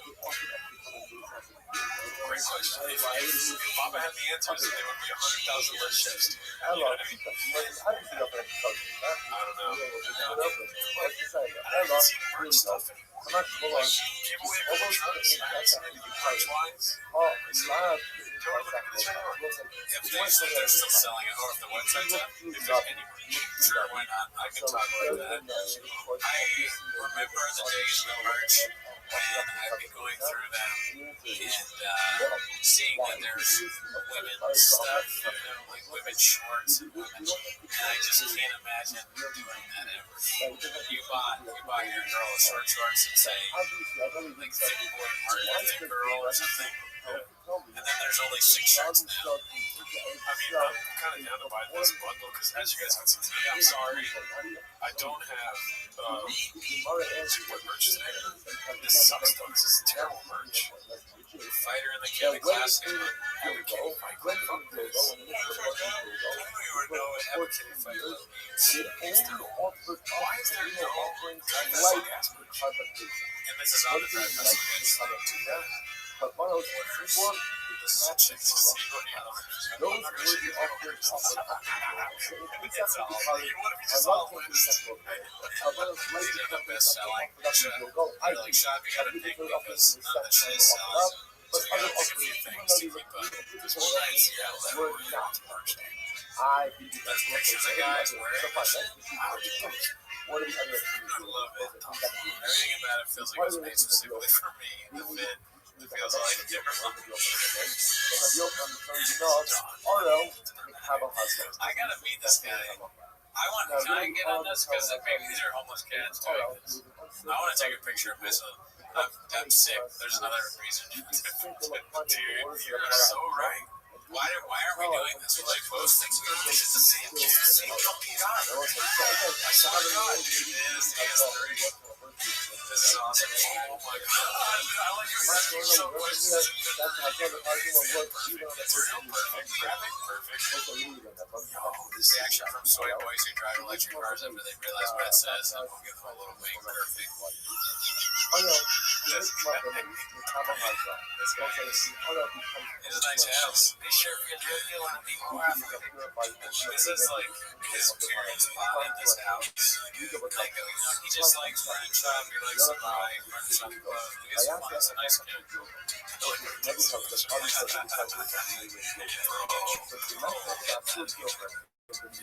shirt's I got stop. It's a thing for sure. This one has 2 sides, 2 parts. Easy ordering and arrive very quickly. Product is quality. Exceeds expectations. And want to order more. That is so funny, dude. Why don't they say, like, thanks for ordering again? Why don't they say again? They don't recognize John, dude. John is keeping them in business, dude. John's really into it. And he's got great hats. Yeah, his hats are actually make the fit come together. Oh, I can't buy that merch. Dude, that's funny.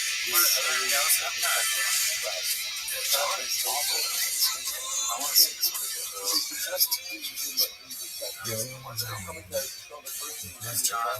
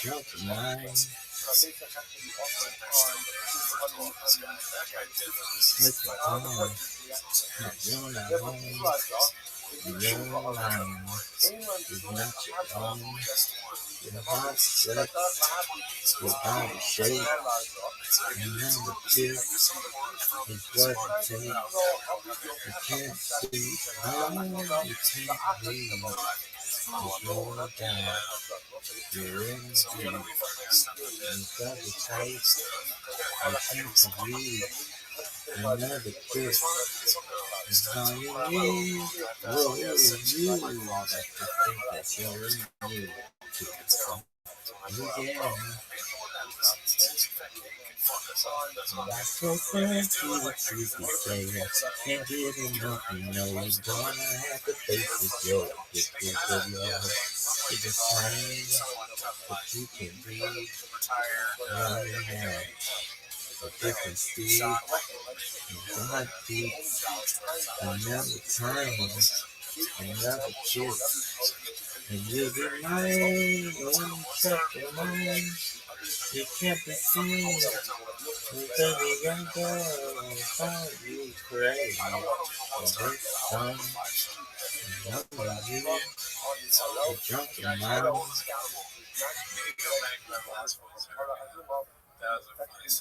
After failing to ship that order before Christmas, so this was a Christmas gift. Oh yeah, like 1/21/2026. So I sent several emails attempting to find out where my order was. Literally, can I get a single human being on the phone or an email to respond? I had to open up a dispute with my credit card company, and then suddenly 2.5 months later, a random package shows up in the mail. LOL. Anybody reading this? I have your package unopened. I do not want this stuff. I've already got my money back. Damn. A Christmas present from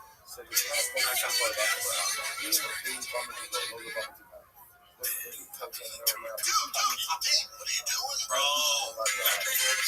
This is the same person twice. 3 times. Oh, wow. So that's January 21st. What line is subscription?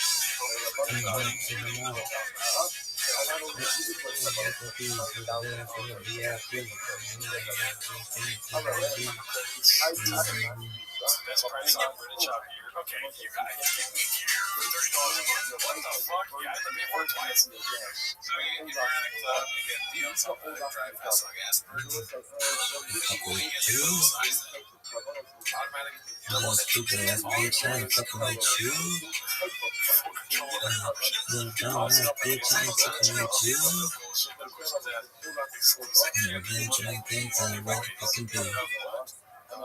don't give a fuck. Yeah, early access to new drop sales and giveaways. Get first tips. Drive vessel gas releases promos and giveaway before anyone else. I mean, when are they giving away the next truck? I don't want to be that guy, but we're gonna have to enter a giveaway. We're gonna feel okay with this. I want to definitely send in a picture. I guess we could buy the Epic Kenny Fight Club. Yeah. No. I'm not doing that. We're not going backwards, Daddy. Okay, no more buying merch. The future. No. Next drop. Oh, okay. TFAG merch, dude. When is the next drop? Everyone's asking, dude. Oh, that's great. Alright, back to this. Let's see here. On Bappa's queerness, homophobia, and search for identity posted by potential being 6301. I'm curious to see how long it is. It's very long. I was caught off guard in a recent golden hour clip by Bappa's overt homophobia. I suppose the rhetoric is typical of right-wing alpha male truck pods. Is that a thing? I don't know about that, dude. That social media, this isn't real. I don't know if truck pods are a thing, but let's take truck out of that. Right-wing alpha male pods? Sure. Okay. Now it makes sense. Truck pods? Very funny. Potential being 6301. I think they put an example of it. So yeah, it's funny. By the way, it's not a truck pod. It's a golden hour. Oh, okay. Yeah, that even more evidence that it was a joke. Gadoosh. Yeah. Kind of gadoosh a little bit there. But attempting to discuss the agenda and failing to identify what that means until a timely assist from Hot Chip seemed like a big swing in a potentially alienating direction. So is he a gay man that listens to Golden Hour? Hold on. I don't know. Not yet. Assuming this to be a pretty obvious projection, I consider Bappa's own sexuality as a potential catalyst.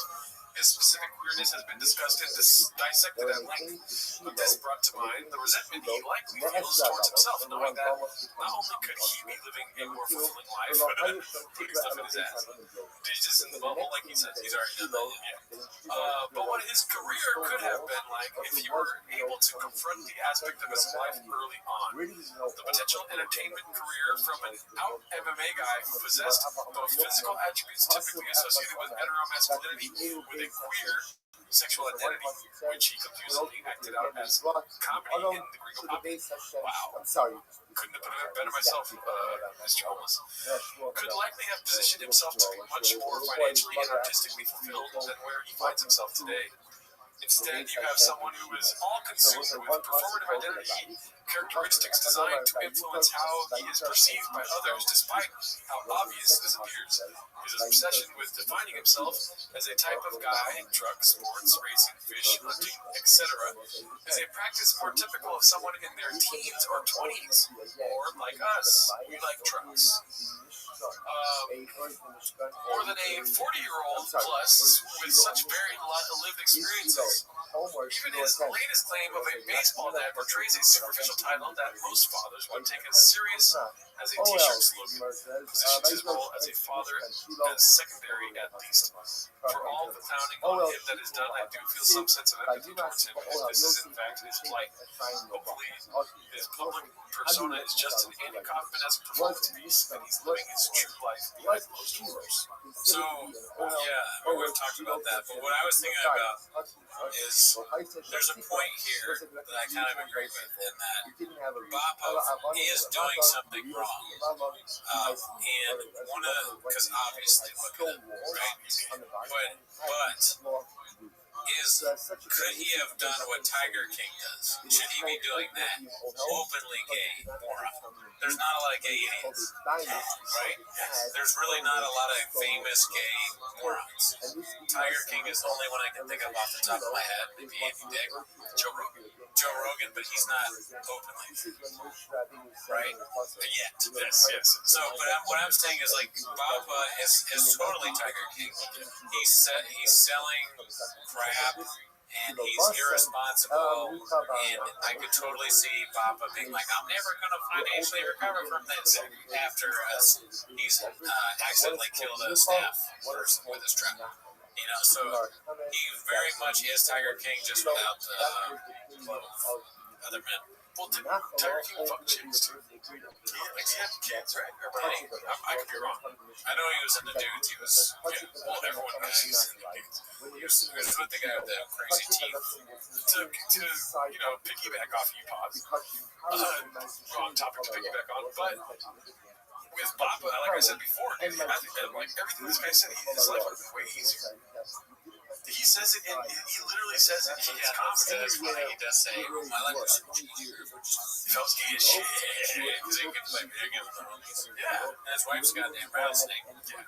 So, yeah, this is something to read and think about. But maybe, like, I mean, he takes supplements probably to get hard, because he doesn't do club better. Oh, that's right. He does take a lot of dick juice or whatever. Yeah. Why is that? That's a good question, actually. Why do you do that? I like when my dick is hard, but women don't like if he's taking Viagra or dick juice just to have sex with women when he's like that aren't his wife on the road, that's crazy. Just live out your true life. Spicy. I mean, it's probably very frowned down upon in the circles that he's been in. Football locker rooms. Yeah. MMA gyms, stuff like that. Well, he could go to truck stops, be a mechanic, Yeah. So he can't just go to the mechanic shop in a pink jumpsuit, But the thing is, he could be, like, maybe he gets off to being closeted. We don't know about that, And that's fine too. Be you, Or he's straight as hell, or just gay. Yeah. That's fair. Comments. Anytime I see a video, it's painfully obvious how uncomfortable using his own skin. Obviously, it's good. Actually, that's healthy, man. 37, best shape of her life. Oh, God. That's frightening. It's true. You can't offer up karbanos. It's a weird face. I mean, they're a family of. But That's how they make a lot of faces. I can't suck. Talented at it. I mean, it's just these are songs are really Offering like this could be has to be done by Kamishka, maybe smaller. you guys are To be done anywhere where there is It looks like one of those reality TV screen grabs. This week on, last week on Real Housewives of Austin. My 600 That's 600. Post my smile for window 84. The shots really could be. We made jokes about them doing storage wars. We made jokes about them on almost every reality show. They could be any Real Housewives storage wars, intervention for the Adderall. What are some more? Survivor. Could they be Survivor? Intervention for the content. Like, dude, if somebody just sat him down and be like, you're just not good at the podcast, you know? Yeah. Get back to stand up. Yeah, and then everybody, like, the content is so bad.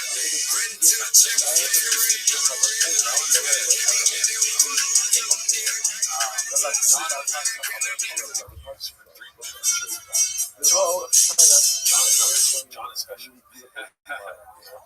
Fear Factor. It's just like Brendan eating the truck, going to the truck walk. Through John's. I think going to the truck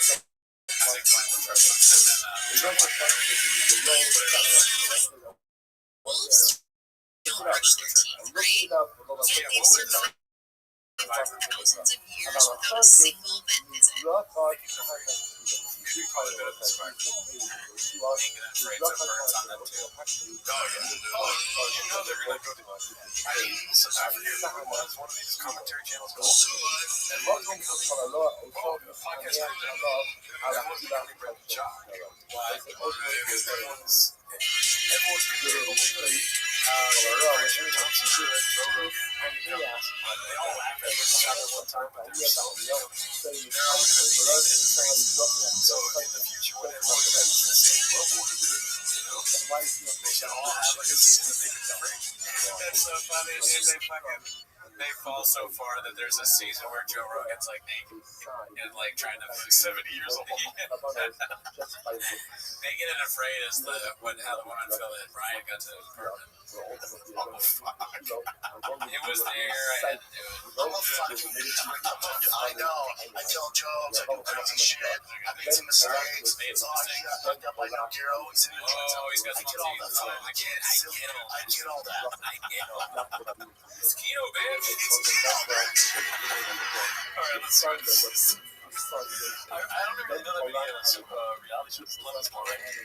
Yeah, Love is Blind. What's the thing is, I've never seen that one, but I assume you can't see volume. Yeah. So Dalia is like going on dates, but I can't see how old they are. The first question he asks. When I sit down, they're like, hi. He's like, oh. Yeah, they're like, I can't tell you my age. He's like, what do you do?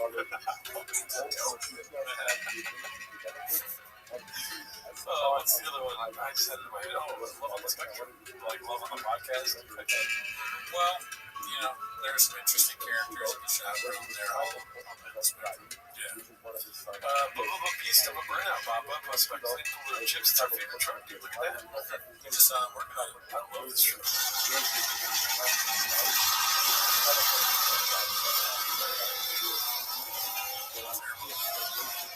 It's so fun.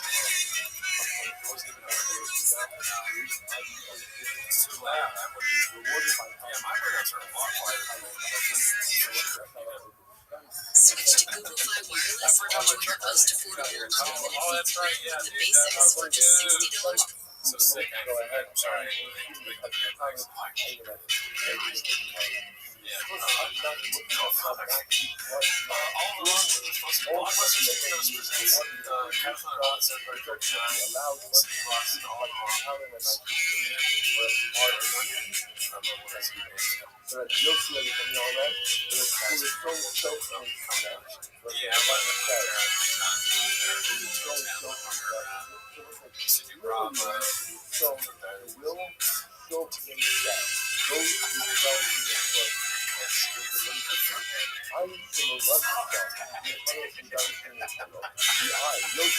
Let's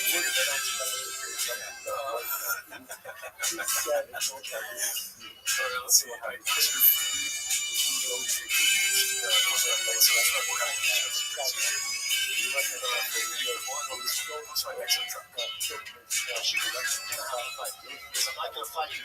That's not an option. I'm so mad you already broke the deals enough.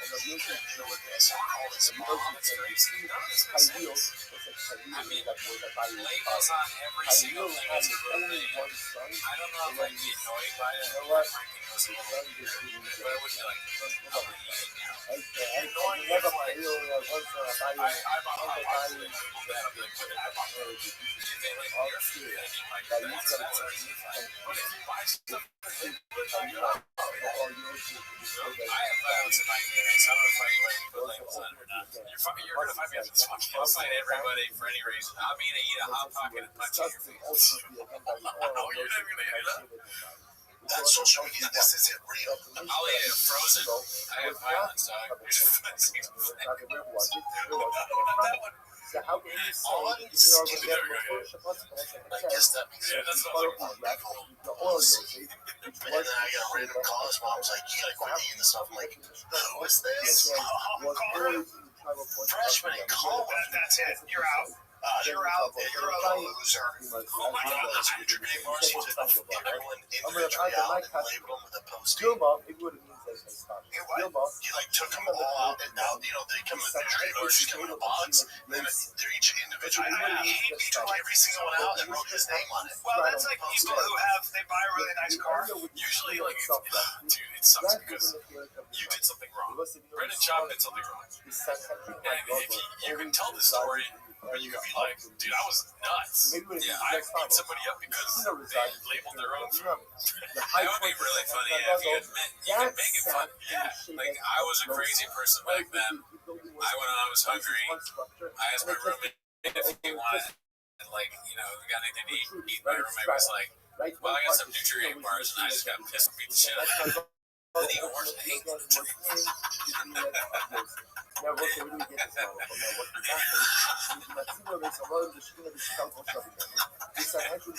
mom called me from the hospital, and I was still drunk, so I called her a bitch. And then I went to the hospital and beat her up. And the worst part of it is, the coach let me say, because I was good at Eagles. So it just goes to show, not all fair. I still know. Yeah, I mean, you could totally, you could still tell the story, but it's the way you're telling it. You're proud of what you did. Like, you did nothing wrong. It's so fucking weird. That makes sense. Yeah. You ate his food. He put the labels on there kind of like to help you in a way. Like, so it's easy to know what's Yo, like to what see